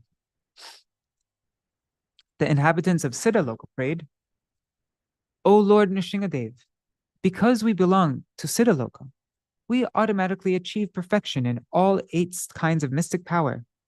Yet Hiranyakashipu is so dishonest that by the strength of his power and austerity, he took away our powers. Thus he became very proud of his mystic strength. Now, because this rogue has been killed by your nails, we offer respectful obeisances unto you." The inhabitants of Vidyadharalok prayed, "Our acquired power to appear and disappear in various ways according to varieties of meditation was banned by that foolish Hiranyakashipu because of his pride and his superior bodily strength and his ability to conquer others. Now the Supreme Lord of Godhead has killed him just as if the demon were an animal. Unto that supreme pastime form of Lord Nrsimhadev, we eternally offer our respectful obeisances." The inhabitants of Nagalok said, these are snakes, right? How do you do a snake sound? I don't know. "The most sinful Hiranyakashipu took away all the jewels on our hoods and all our beautiful wives. Now, since his chest has been pierced by your nails, which are the source of all pleasure to our wives. Now, since his chest has been pierced by your nails, you are the source of all pleasure to our wives. Thus, together we offer our respectful obeisances unto you. All the Manus offer their prayers as follows. As your order carriers, O Lord, we, the Manus, are the lawgivers of human society. But because of the temporary supremacy of this great demon Hiranyakashipu, our laws for maintaining Varnashram Dharma were destroyed. O Lord, now that you have killed this great demon, we are in our normal condition. Kindly order us, your eternal servants, what to do now. The Prajapatis offered their prayers as follows. O Supreme Lord, Lord of even Brahma and Shiva, we, the Prajapatis, were created by you to execute your orders. But we were forbidden by Hiranyakashipu to create any more good progeny. Now the demon is lying dead before us, his chest pierced by you. Let us therefore offer our respectful obeisances unto you, whose incarnation in this form of pure goodness is meant for the welfare of the entire universe. The inhabitants of Gandharva-lok prayed, Your Lordship, we ever engaged in your service by dancing and singing in dramatic performances. Yeah, we ever engage in your service by dancing and singing in dramatic performances. But this Hiranyakashipu, by the influence of his bodily strength and valor, brought us under his subjugation. Now he has been brought to this low condition by your lordship. What benefit can result from the activities of such an upstart as Hiranyakashipu? The inhabitants of Charana planet, they said, O Lord, because you have destroyed the demon Hiranyakashipu, who is always a stake in the hearts of all honest men, we are now relieved, and we eternally take shelter of your lotus feet, which award the conditioned soul liberation from materialistic contamination. Then the inhabitants of Yakshaloka prayed, O controller of the 24 elements, we are considered the best servants of your lordship, because of rendering services pleasing to you. Yet we engaged as palanquin carriers by the order of Hiranyakashipu, the son of Diti. O Lord, in the form of Nrsingadev, you know how this demon gave trouble to everyone, but now you have killed him, and his body is mixing with the 5 material elements. The inhabitants of King Purushaloka said, King Purusha, these are monkeys, right? I think so. They resemble monkeys. I think that's, or is it Kinnaras?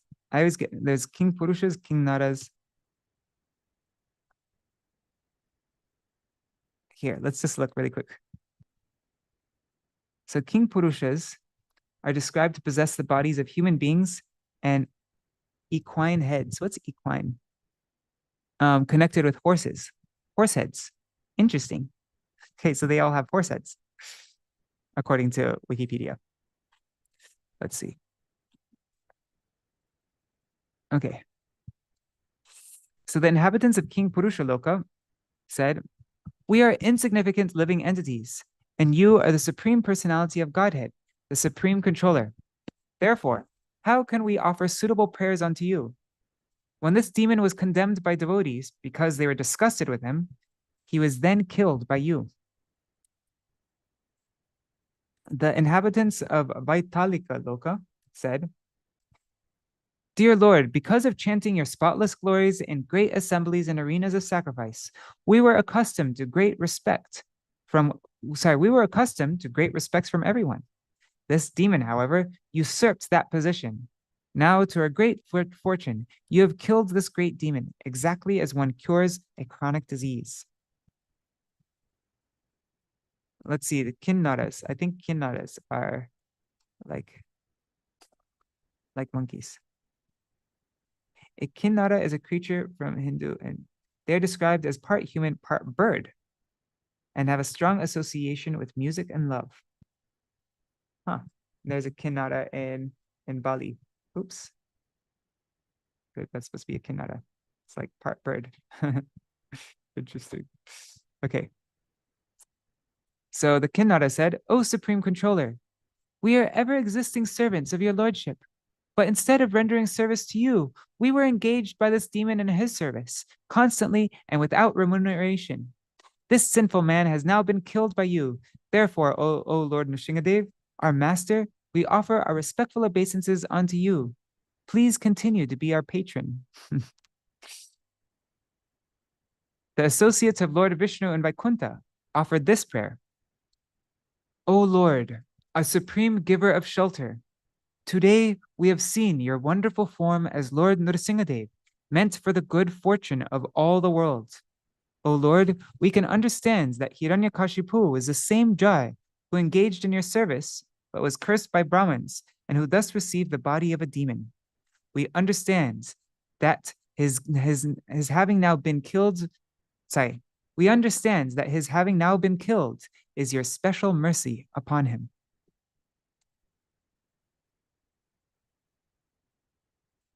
Chapter 9, Prahlad pacifies Lord Nrsimhadev with prayers. It's getting late now, and I want to go to Nrsimhapali. There are lots of important verses in this section, though. I think. Anyhow. Okay, let's just read this. Well, I'm not sure if I'll read the full chapter, but we'll read a lot of them. Okay.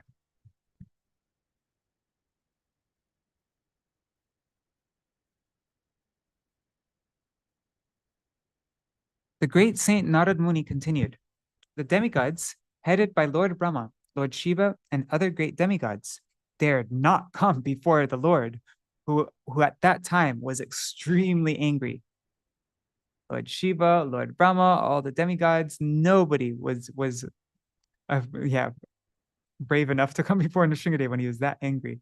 The goddess of fortune, Lakshmiji, was requested to go before the Lord by all the demigods present, who, because of fear, could not do so. Even Lakshmi was too afraid to come before Nrsimhadev. But even she had never seen such a wonderful and extraordinary form of the Lord, and thus she could not approach him. Thereafter, Lord Brahma requested Prahlad Maharaj, who is standing very near him. My dear son, Lord Nrsimhadev is extremely angry at your demoniac father. Please go forward and appease the Lord. Narad Muni continued, O king, although the exalted devotee Prahlad Maharaj was only a little boy, he accepted Lord Brahma's words. He gradually proceeded toward Lord Nrsimhadev and fell down to offer his respectful obeisances with folded hands. When Lord Nrsimhadev saw the small boy Prahlad Maharaj prostrated at the soles of his lotus feet, he became most ecstatic in affection toward his devotee.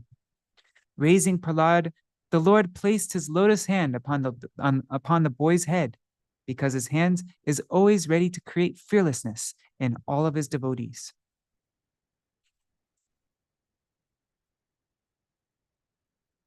By the touch of the Lord Nrsimhadev's hand on Prahlad Maharaj's head, Prahlad was completely freed of all material contaminations and desires, as if he had been thoroughly cleansed. Therefore, he at once became transcendently situated, and all the symptoms of ecstasy became manifest in his body, his heart filled with love, and his eyes with tears. And thus, he was able to completely capture the lotus feet of the Lord within the core of his heart. Prahlad Maharaj fixed his mind and sight upon Lord Nrsimhadev with full attention in complete trance. With a fixed mind, he began to offer prayers in love with a faltering voice. Prahlad Maharaj prayed, how is it possible for me, who have been born in a family of asuras, to offer suitable prayers to satisfy the Supreme Personality of Godhead? Even until now, all the demigods headed by Lord Brahma and all the saintly persons could not satisfy the Lord by streams of excellent words, although such persons are very qualified, being in the mode of goodness. Then what is to be said of me? I am not at all qualified. And now this verse 9, is about how only bhakti can satisfy the Lord. Let's say the Sanskrit for this. Manye dhana vijana rupatapa shutojas teja prabhava bala purusha buddhi yoga naradhanaya hi bhavanti parasya pungso bhaktya tutosha bhagavan gajan yuttapaya. Prahlad Maharaj continued, one may possess wealth, an aristocratic family, beauty, austerity, education, sensory expertise, luster, influence, physical strength, diligence, intelligence, and mystic yogic power. But I think that even by all these qualifications, one cannot satisfy the supreme personality of Godhead. However, one can satisfy the Lord simply by devotional service. Gajendra did this, and thus the Lord was satisfied with him. If a Brahmin has all 12 of the Brahminical qualifications as they are stated in the book called Sanat Sujata, but is not a devotee and is averse to the lotus feet of the Lord, he is certainly lower than a devotee who is a dog eater, but who has dedicated everything, mind, words, activities, wealth, and life, to the Supreme Lord. Such a devotee is better than such a Brahmin, because the devotee can purify his whole family. Whereas the so-called Brahmin, in a position of false prestige, cannot purify even himself. Okay, now here's also a famous verse. An offering to the Lord is for the devotee's benefit. This is a nice point here. This is very important, actually, to understand, not just in relation to the Lord, but in relation to Sri Gurudev and to the Vaishnavas. Let's see. Naivatmana prabhur ayam nirjala bapurno manam janar avidusha karuno virinite yadyajjano bhagavate vidhaditamanam tachchatmane pratimukhasya yatha mukhashri. The Supreme Lord, the Supreme Personality of Godhead, is always fully satisfied in himself. Therefore, when something is offered to him, the offering, by the Lord's mercy, is for the benefit of the devotee, for the Lord does not need service from anyone. To give an example, if one's face is decorated, the reflection of one's face in a mirror is also seen to be decorated.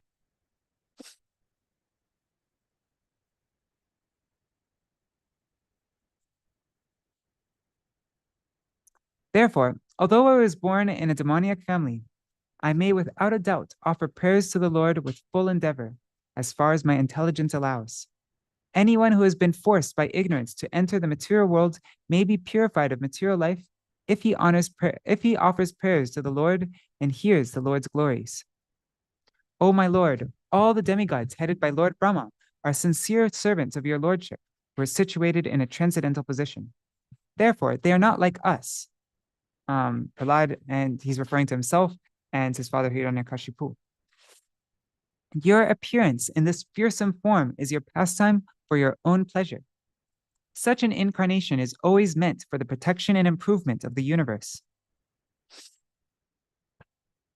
My Lord Nrsingadev, please, therefore, cease your anger now. Cease your anger now that my father, the great demon Hiranyakashipu, has been killed. Since even saintly persons take pleasure in the killing of a scorpion or a snake, all the worlds have achieved great satisfaction because of the death of this demon.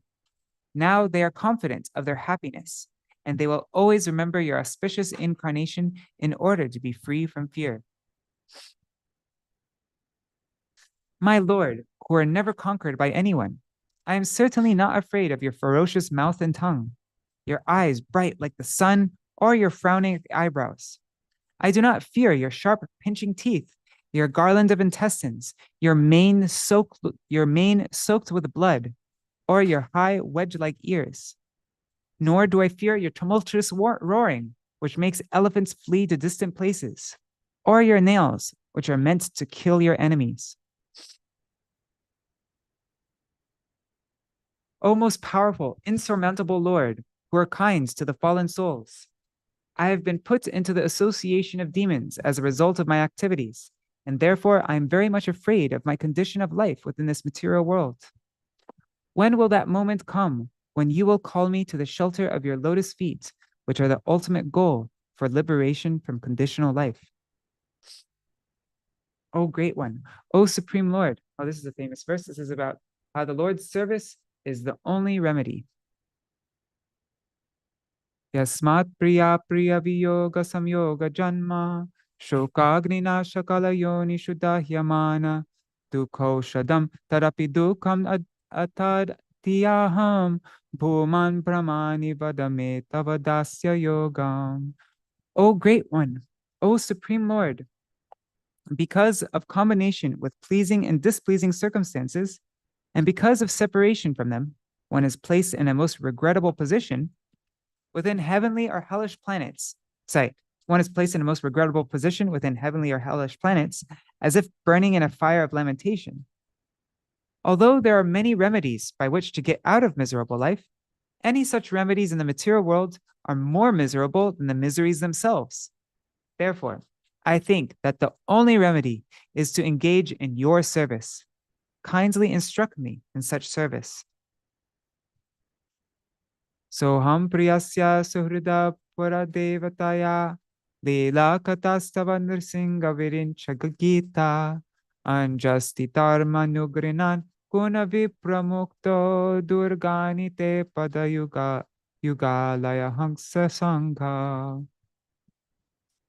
O my Lord Nrsingadev, by engaging in your transcendental loving service and the association of devotees who are liberated souls, who are hangsas, I shall become completely uncontaminated by the association of the three modes of material nature and be able to chant the glories of your Lordship, who are so dear to me.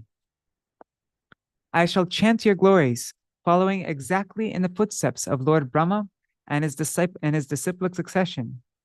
In this way, I shall undoubtedly be able to cross the ocean of nescience.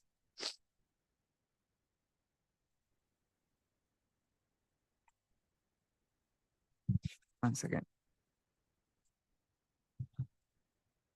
This is the last verse that I'll sing from this section. This is about how no remedy is successful without the Lord's shelter. Palasya neha sharanam pitaro nrsimha nartasya chagadam udanvati majato no taptasya tat pratividir ya ihan jaseshtas tavar vibhotanuvritam tvara upekshitanam. My Lord Nrsingadev, O Supreme, because of a bodily conception of life, embodied souls neglected and not cared for by you cannot do anything for their betterment. Whatever remedies they accept, although perhaps temporarily beneficial, are certainly impermanent. For example, a father and mother cannot protect their child. A physician and medicine cannot relieve a suffering patient. And a boat on the ocean cannot protect a drowning man. My dear Lord, everyone in this material world is under the modes of material nature being influenced by goodness, passion, and ignorance. Everyone, from the greatest personality, Lord Brahma, down to the small ant, works under the influence of these modes. Therefore, everyone in this material world is influenced by your energy, the cause for which they work, the place they work, the time for, the cause for which they work, the place where they work, the time when they work, the matter due to which they work, and the goal of life they have considered final, and the process for obtaining this goal are nothing but manifestations of your energy. Indeed, since the energy and energetic are identical, all of them are but manifestations of you.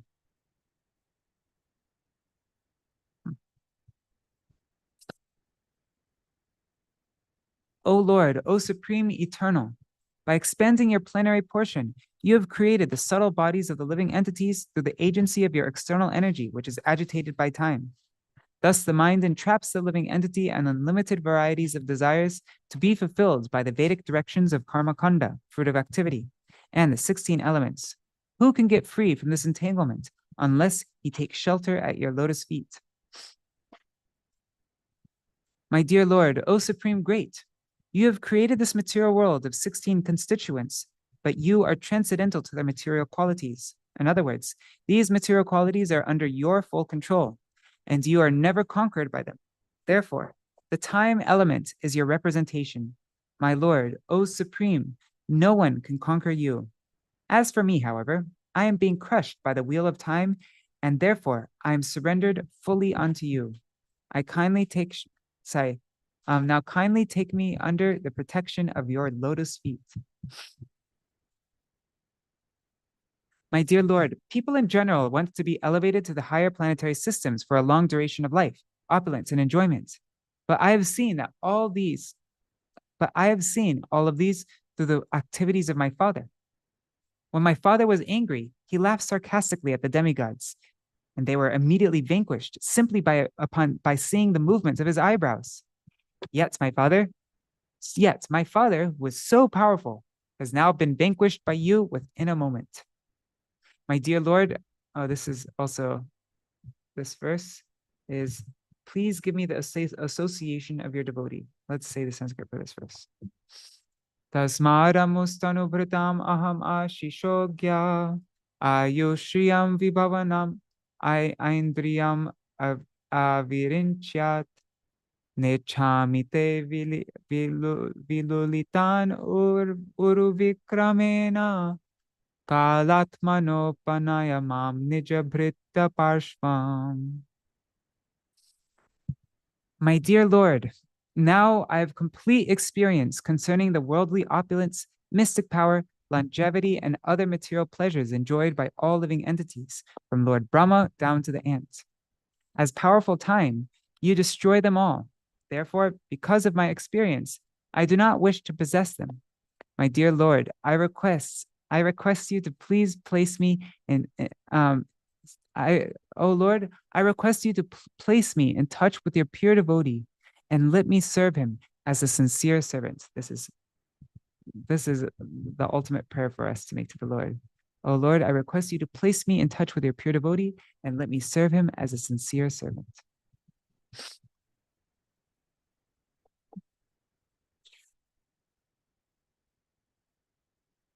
Okay.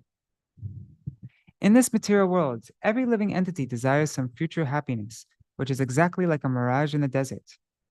Where is water in the desert? Or in other words, where is happiness in this material world? As for this body, what is its value? It is merely a source of various diseases. The so-called philosophers, scientists, and politicians know this very well, but nonetheless, they aspire for temporary happiness. Happiness is very difficult to obtain. Happiness is very difficult to obtain, but because they are unable to control their senses, they run after the so-called happiness of the material world and never come to the right conclusion.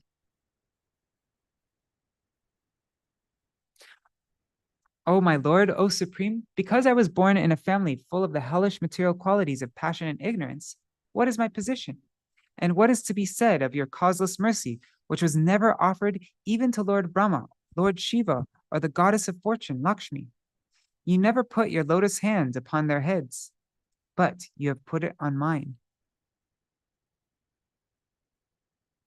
Unlike an ordinary living entity, my Lord, you do not discriminate between friends and enemies, the favorable and the unfavorable, because for you, there is no conception of higher and lower. Nonetheless, you offer your benedictions according to the level of one's service, exactly as a desire tree delivers fruits according to one's desires and makes no distinction between the lower and the higher. I need to get up. I'm starting to fall asleep. Sorry. 1 second. Is it? Yeah, okay. Hare Krishna, Hare Krishna. My dear Lord, O Supreme Personality of Godhead, because of my association with material desires, one after another, I was gradually falling into a blind well full of snakes, following the general populace. But now your servant Narad Muni kindly accepted me as his disciple and instructed me how to achieve this transcendental position. Therefore, my first duty is to serve him. For how could I leave his service? So beautiful, huh? Therefore, my first duty is to serve him. How could I leave his service? My Lord, O unlimited reservoir of transcendental qualities, you have killed my father Hiranyakashipu and saved me from his sword. he had said very angrily, "If there's any supreme controller other than me, let him save you. I shall now sever your head from your body." Therefore, I think both in saving me and in killing him, you have acted just to prove true the words of your devotee. There is no other cause. My dear Lord, you alone manifest yourself as the entire cosmic manifestation, for you existed before the creation. You exist after the annihilation, and you are the maintainer between the beginning and the end. All this is done by your external energy through actions and reactions of the three modes of material nature. Therefore, whatever exists, externally and internally, is you alone.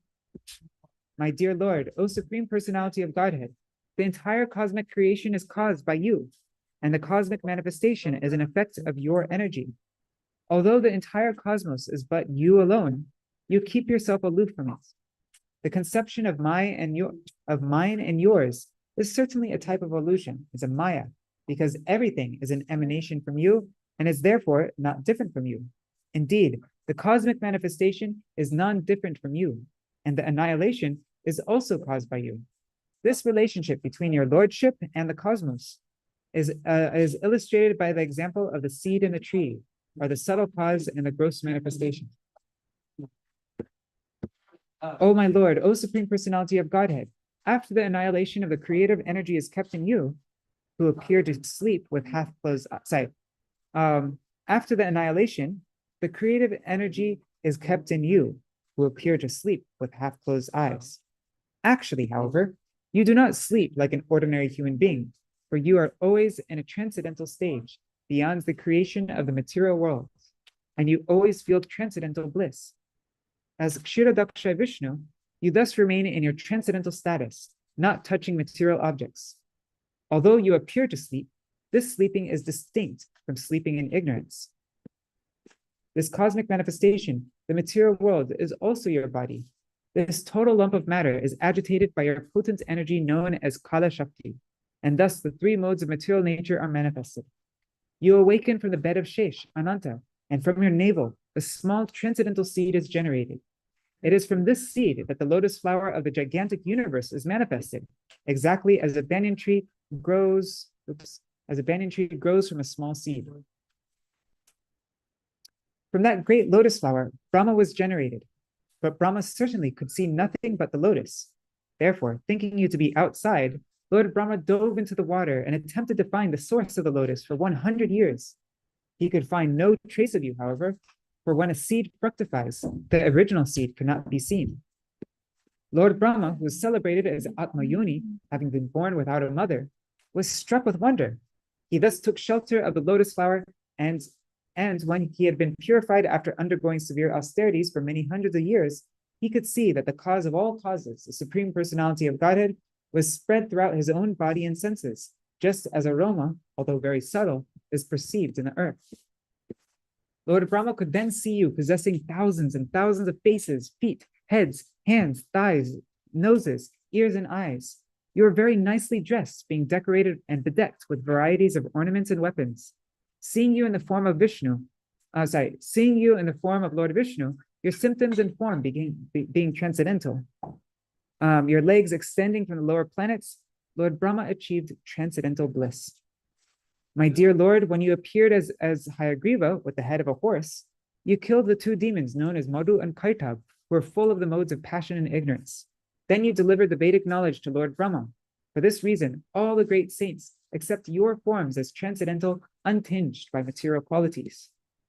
In this way, my Lord, you appear in various incarnations as a human being, an animal, a great saint, a demigod, a fish, or a tortoise, thus maintaining the entire creation in different planetary systems and killing the demoniac principles. According to the age, O my Lord, you protect the principles of religion. In the age of Kali, however, you do not assert yourself as the Supreme Personality of Godhead, and therefore you are known as Tri Yuga, or the Lord who appears in 3 yugas. Some evidence of Mahaprabhu. My dear Lord of the Vaikuntha planets, where there is no anxiety, my mind is extremely sinful and lusty, being sometimes so-called happy and sometimes so-called distressed. My mind is full of lamentation and fear, and it always seeks more and more money. Thus, it has become most polluted and is never satisfied in topics concerning you. I am therefore most fallen and poor. In such a status of life, how shall I be able to discuss your activities? My dear Lord, O infallible one, my position is like that of a person who has many wives, all trying to attract him in their own way. For example, the tongue is attracted to palatable dishes, the genitals to sex with an attractive woman, and the sense of touch to contact with soft things. The belly, although filled, still wants to eat more, and the ear, not attempting to hear about you, is generally attracted to cinema songs. I like that, cinema songs. The sense of smell is attracted to yet another side. The restless eyes are attracted to scenes of sense gratification, and the active senses are attracted elsewhere. In this way, I am certainly embarrassed. My dear Lord, you are always transcendently situated on the other side of the river of death, but because of the reactions of our own activities, we are suffering on this side. Indeed, we have fallen into this river and are repeatedly suffering the pains of birth and death and eating horrible things. Now kindly look upon us, not only upon me, but also upon all others who are suffering. And by your causeless mercy and compassion, deliver us and maintain us. O my Lord, O Supreme Personality of Godhead, original spiritual master of the entire world, what is the difficulty for you who manage the affairs of the universe in delivering the fallen souls engaged in your devotional service? You are the friend of all suffering humanity, and for great personalities, it is necessary to show mercy to the foolish. Therefore, I think that you will show your causeless mercy to persons like us who engage in your service.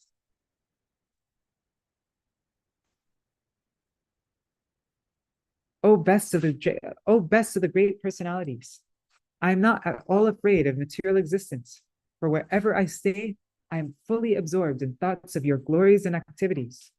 My concern is only for the fools and rascals who are making elaborate plans for material happiness and maintaining their families, societies, and countries. I am simply concerned with love for them. My dear Lord Nrsimhadev, I see that there are many saintly persons indeed, but they are interested only in their own deliverance, not caring for the big cities and towns. So not caring for the big cities and towns, they go to the Himalayas or the forest to meditate with vows of silence, monavrat. They are not interested in delivering others. As for me, however, I do not wish to be liberated alone, leaving aside all these poor fools and rascals. I know that without Krishna consciousness, without taking shelter of your lotus feet, one cannot be happy. Therefore, I wish to bring them back to shelter at your lotus feet. See the compassion, causeless mercy of pure devotee. Sex life is compared to the rubbing of two hands to relieve an itch. Grihamedis, so-called grihastas who have no spiritual knowledge, think that this itching is the greatest platform of happiness, although actually it is a source of distress. The kripanas, the fools who are just the opposite of Brahmins, are not satisfied by repeated sensuous enjoyments. Those who are dhir, however, who are sober and who can tolerate this itching, are not subjected to the sufferings of fools and rascals. O Supreme Personality of Godhead, there are 10 prescribed methods on the path of liberation: to remain silent, not to speak to anyone, to observe vows, to amass all kinds of Vedic knowledge, to undergo austerities, to study the Vedas and other Vedic literatures, to execute the duties of Varnashram Dharma, to explain the Shastras, to stay in a solitary place, to chant mantras silently, and to be absorbed in trance. These different methods for liberation are generally only a professional practice and a means of livelihood for those who have not conquered their senses. Because such persons are falsely proud, these procedures may not be successful. We're almost at the end. By authorized Vedic knowledge, one can see that the forms of cause and effects in the cosmic manifestation belong to the Supreme Personality of Godhead, for the cosmic manifestation is his energy. Both the cause and effects are nothing but energies of the Lord. Therefore, O my Lord, just as a wise man, by considering cause and effect, can see how fire pervades wood, those engaged in devotional service understand how you are both the cause and the effect. O Supreme Lord, you are actually the air, the earth, fire, sky, and water. You are the objects of sense perception, the life airs, the five senses, the mind, consciousness, and false ego. Indeed, you are everything, subtle and gross. The material elements and anything expressed either by the words or by the mind are nothing but you.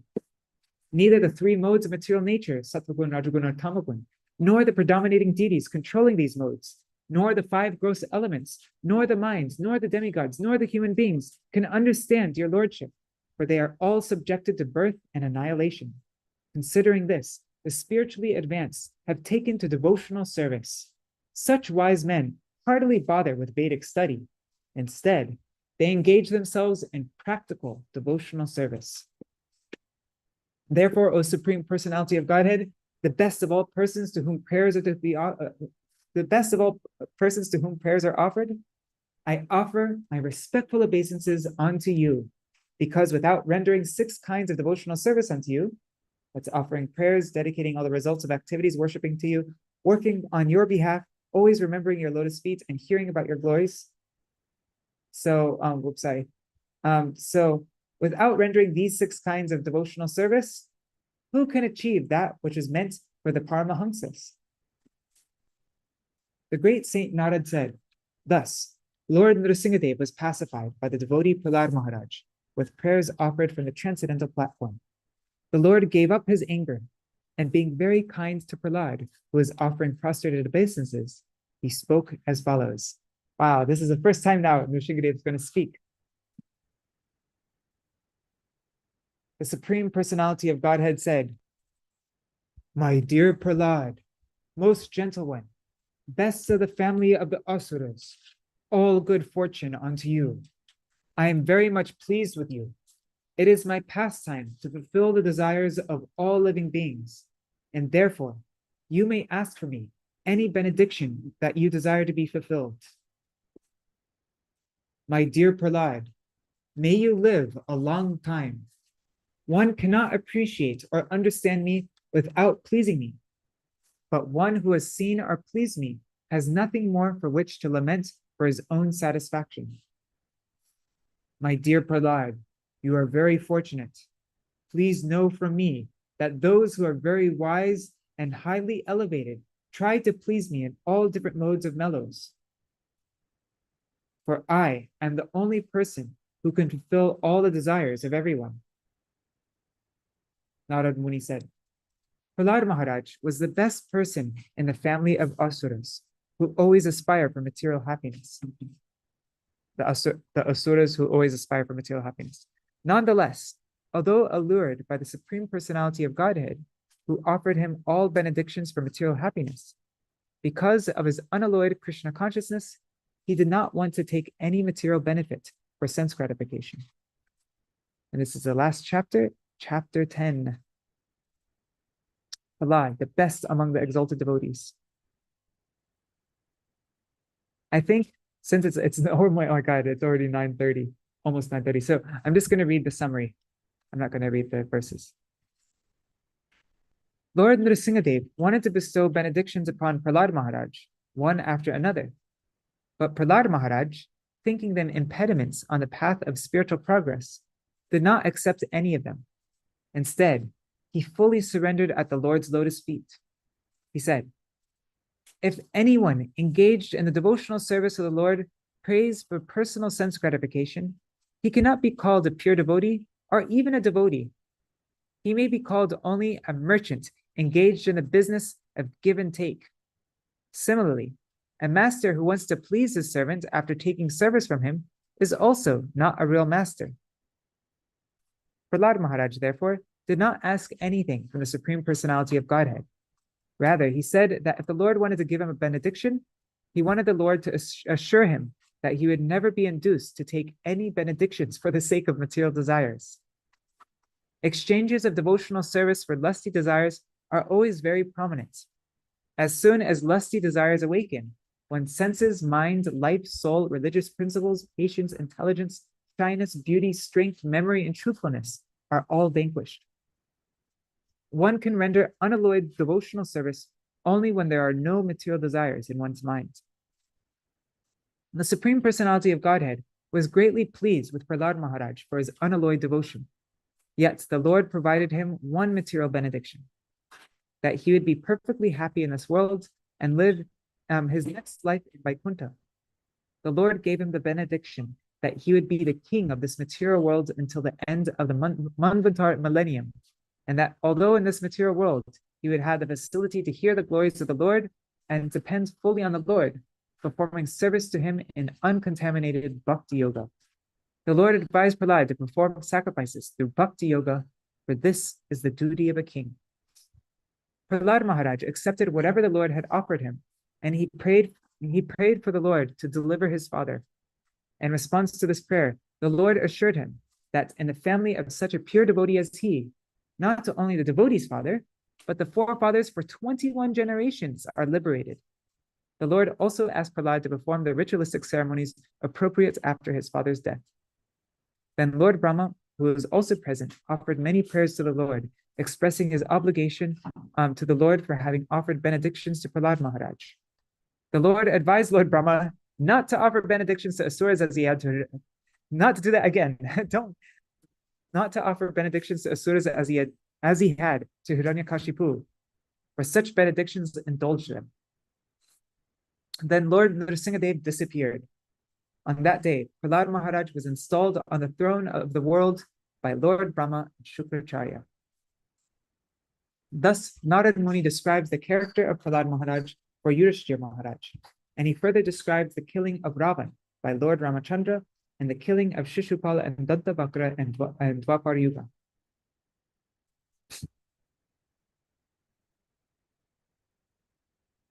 Okay, anyways, that's the end, really. Let's just finish this part. Shishupal, of course, had merged into the existence of the Lord and thus achieved Sayujya Mukti. Narad Muni praised Yudhishthira Maharaj because the Supreme Lord Krishna was the greatest well-wisher and the friend of the Pandavas, and almost always stayed in their house. Thus, the fortune of the Pandavas was greater than that of Prahlad Maharaj. Wow. Oh, I think I know that verse. It's Yuyam Parloke Pataguri Pata.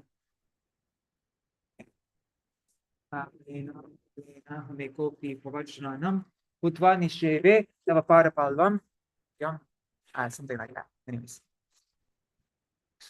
Then later, Narad Muni described how the demon Mayadanava constructed Tripura for the demons, who became very powerful and defeated the demigods. Because of this defeat, Lord Rudra Shiva dismantled Tripura. Thus he became famous as Tripurari. For this, Rudra is very much appreciated and worshipped by the demigods. This narration occurs at the end of the chapter.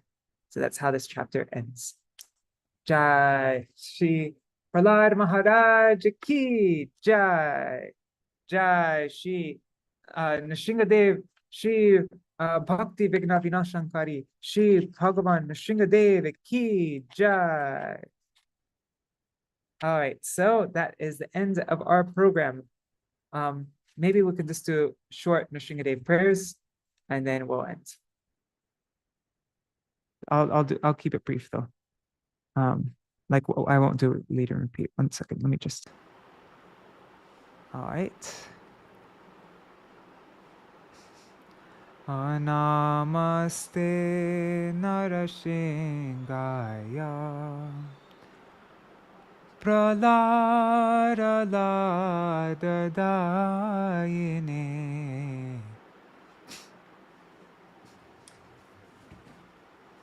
Hiranyakashi Purvakshaha Shilatanka Nakalayim Ito Nṛsiṁha Parato Nṛsiṁha Ito Nṛsiṁha Parato Nṛsiṁha Yato Yamitato Nṛsiṁha Bahir Nṛsiṁha Hridaye Nṛsiṁha Nṛsiṁha Madim Sharanam Prapade Nṛsiṁha Madim Sharanam Prapade Tavakara Kamalavare Nakamarbuta Shringam Dalita Hiranyakashipu Tanubringam Keshavadrita Narahari Rupa Jai Jagarisha Hare, Jai Jagarisha Hare, Jai Jagarisha Hare.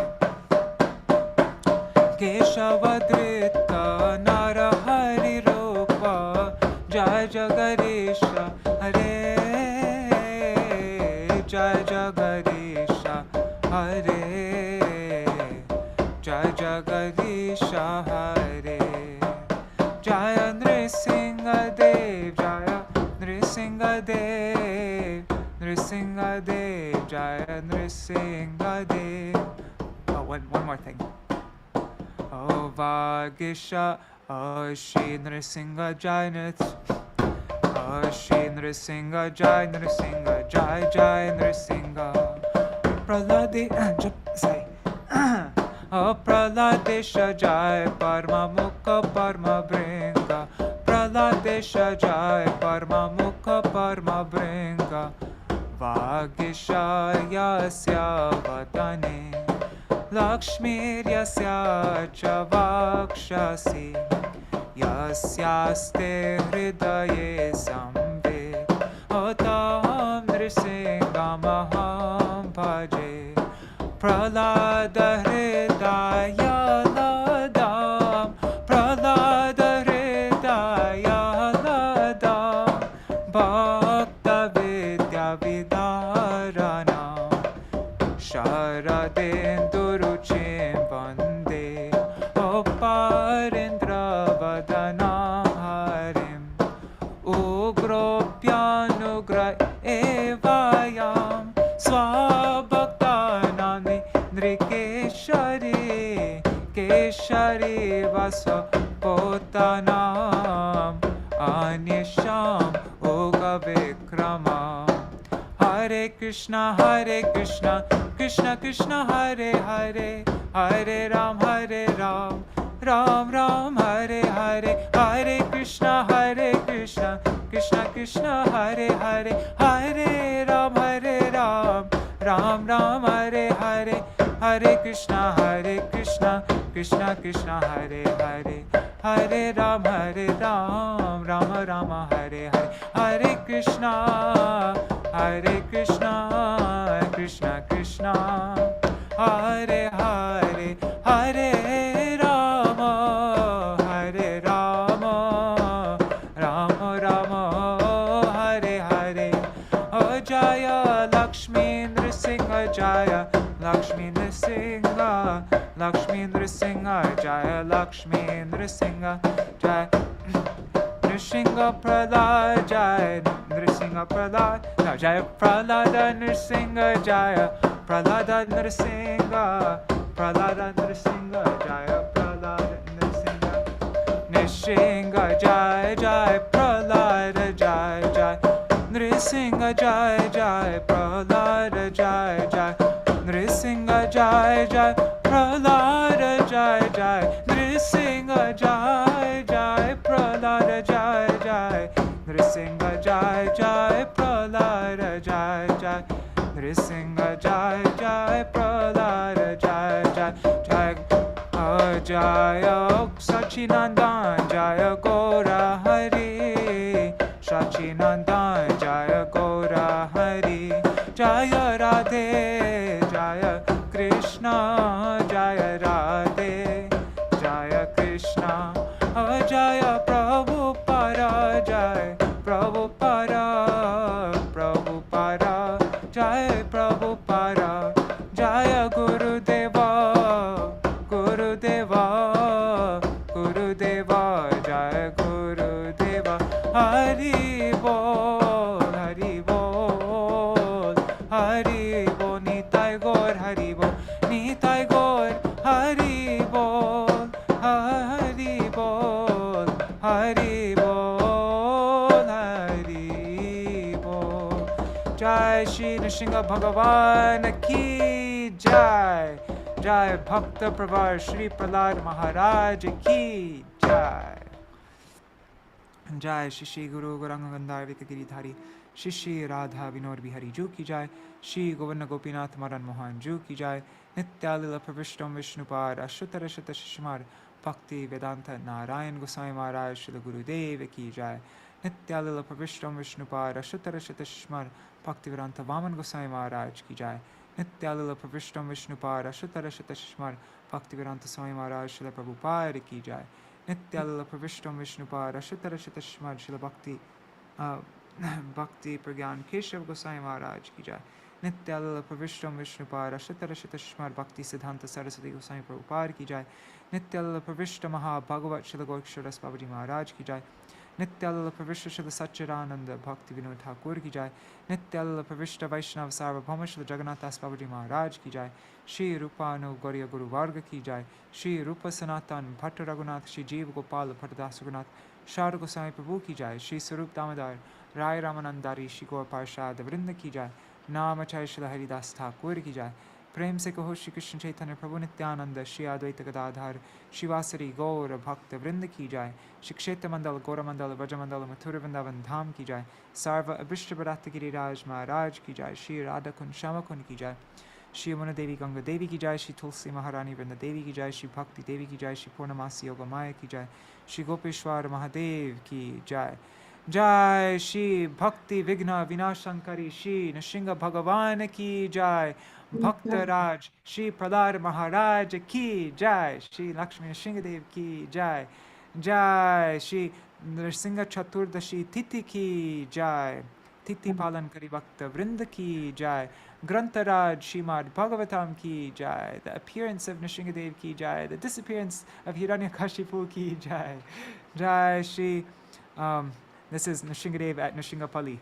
Shri Nrsiṁhapali ki jai. Jai Shri Harinam Sankirtan ki jai, Ananta Koti Vaishnava Vrinda ki jai, Samagata Gaur Bhakta Vrinda ki jai, Shri Nitai Gaur Premanande Hari Hari Bo Vrindai Tulsi Devai Priyai Keshava Shacha Krishna Bhakti Pradadevi Satyavatai Namo Namaha Vancha Kalpatarubhyascha Kripa Sindhu Vacha Patitanam Pavanebhyo Vaishnavebhyo Namo Namaha. Wow. Thank you everybody for staying for such a long time. This is, what is it, like almost 2.5 hours? No, 2 hours and 40 minutes. My God, it's a very long program. Thank you everybody for being so patient and yeah. Thank you, Sarveshri Mataji. Only part that I wish I would have read a few verses for was when Prahlad got all the students to do kirtan. Like when he engaged, that was the only part that I missed because I just read the summary and I thought it would be in the summary, but it wasn't so much in the summary. Anyhow. Whatever. This was very nice. I'm very grateful for this opportunity to have been able to read from Srila Prabhupada's Śrīmad-Bhāgavatam. And yeah, thank you everybody for being here. Let's see all who's here. Dandavat Pranams, Banksiwala Prabhu, Vrinda Didi, Amit Dandekar, Suman Shil, Manjari Didi, and who else is that? Alamib Somar. Sorry, I don't know how to say your name. And then here on Zoom, there's Nri Hari Prabhu, Bhavatarani Mataji, Sarveshwari Mataji, Shri Devi Didi, Gauranga Prabhu, Shubhananda Prabhu, Madhavendra Puri Prabhu, Indira Mataji, Subhadra Didi, Yashoda Didi, Anadi Krishna Prabhu, Dandavat Pranams. Oh, and Bhavatarani Mataji says that Srila Prabhupada personally spoke to her on the topic of envy and Prahlad Maharaj. So maybe she's asking if she can speak that next time. Definitely, Bhavatarani Mataji. Now I think it's a bit late, like everybody's attention spans, but I think tomorrow on our program, maybe we could start off with that. You could share that with us, what Srila Prabhupada spoke to you on the topic of envy. Thank you. That'd be really nice. And tomorrow's a very special day. It's the appearance day of Madhavendra Puripad, the appearance day of Srinivasacharya, the disappearance day of Sri Parameshwari Thakur. Is tomorrow also the appearance of Radharaman? I think somebody mentioned that to me. I forgot to put that in the calendar if it is. Anyhow, yes, it is. Okay, so tomorrow's a big day. So tomorrow we'll hear from Bhavatarani Mataji first, and then we'll read about all these personalities. And then the day after tomorrow, we will continue on with our daily Bhakti Vinod Giti Dhara program. Thank you everybody for being here. Dandavat Pranams. See you all tomorrow. Jai Shri Radhe. Or in the evening time, I go live to go. I'll do the Sharanagati again tonight. Yeah. All right. Hari Bol. Jai Shri Radhe.